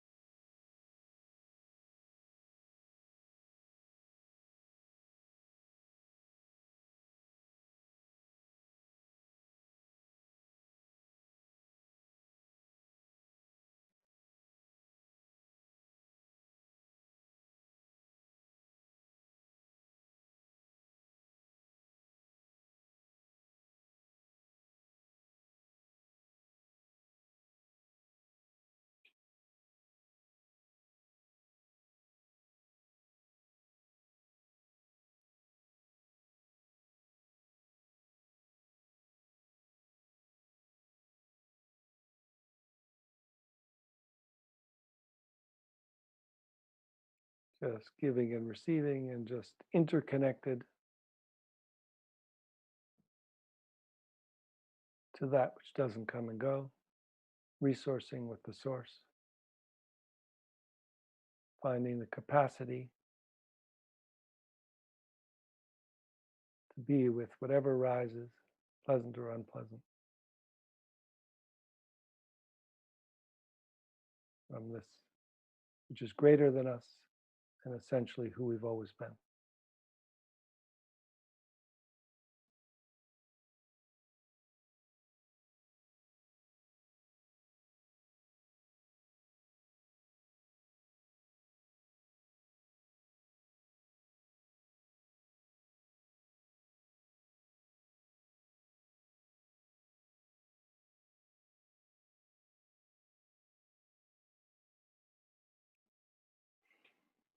So whenever you're ready, just feeling a sense of gratitude in your heart for this time you've given yourself and for all that you have to be grateful for. And make a commitment to share this gratitude and these gifts, your time and your small random acts of kindness with people in this next week. You can just share that my wife Paige, our dry cleaners just opened and they hadn't been working for a while. So she sent a little card with just a small amount of money in the card, but thanking them for all their work. And the person just called crying, just saying, I have such an open heart. I can't believe this is so meaningful. Everything is, I can't believe it. You didn't have to do this. And it just, a small act of kindness at this time to reach out from this gift that we've have of this awakening and this unfolding. People who are alone, people who just, to thank them personally for their being first responders, or just smile, somebody, make a call to someone you haven't talked to, or whatever you find as a small, whatever arises to your heart is always appreciated by many. So I want to thank you for your time and for meeting each other here. So I hope to see you again soon in person. It's been nice to connect across country and across continents to many people as well. I will be doing another one of these in a month on a Thursday from 12 to 5 on a Thursday, because I figure by June, hopefully some of us will be outside on the weekends. And so I'll do it on a Thursday, 12 to 5. That's up on the website. Also in late May, I'm going to do 6 Tuesdays, a series of going through progressively with these main themes. That hasn't been put up on my website, but it'll be in the next newsletter. It'll be like Tuesday for 2 hours. And then, yeah, please take a look at the YouTube, the free YouTube video, if you haven't seen it, called Welcoming and Liberating Fear, because that kind of follows as a practice on what we've been doing, dealing directly with the emotion of fear, but it's a non-dual practice of welcoming and liberating fear. So that's available on my YouTube channel. And otherwise, I just want to, send my love and support to all of you. I hope your loved ones, you and your loved ones, stay well, and that we'll all get through this together. And that it's, just to say, it's an opportunity to feel all of our feelings, but to feel them from this greater capacity of mind and identity and open-heartedness, and to be creative about how we live each day, to keep resourcing with the eternal now and loving presence, and any support you have in community and meditation groups and psychotherapy and friends and loved ones. So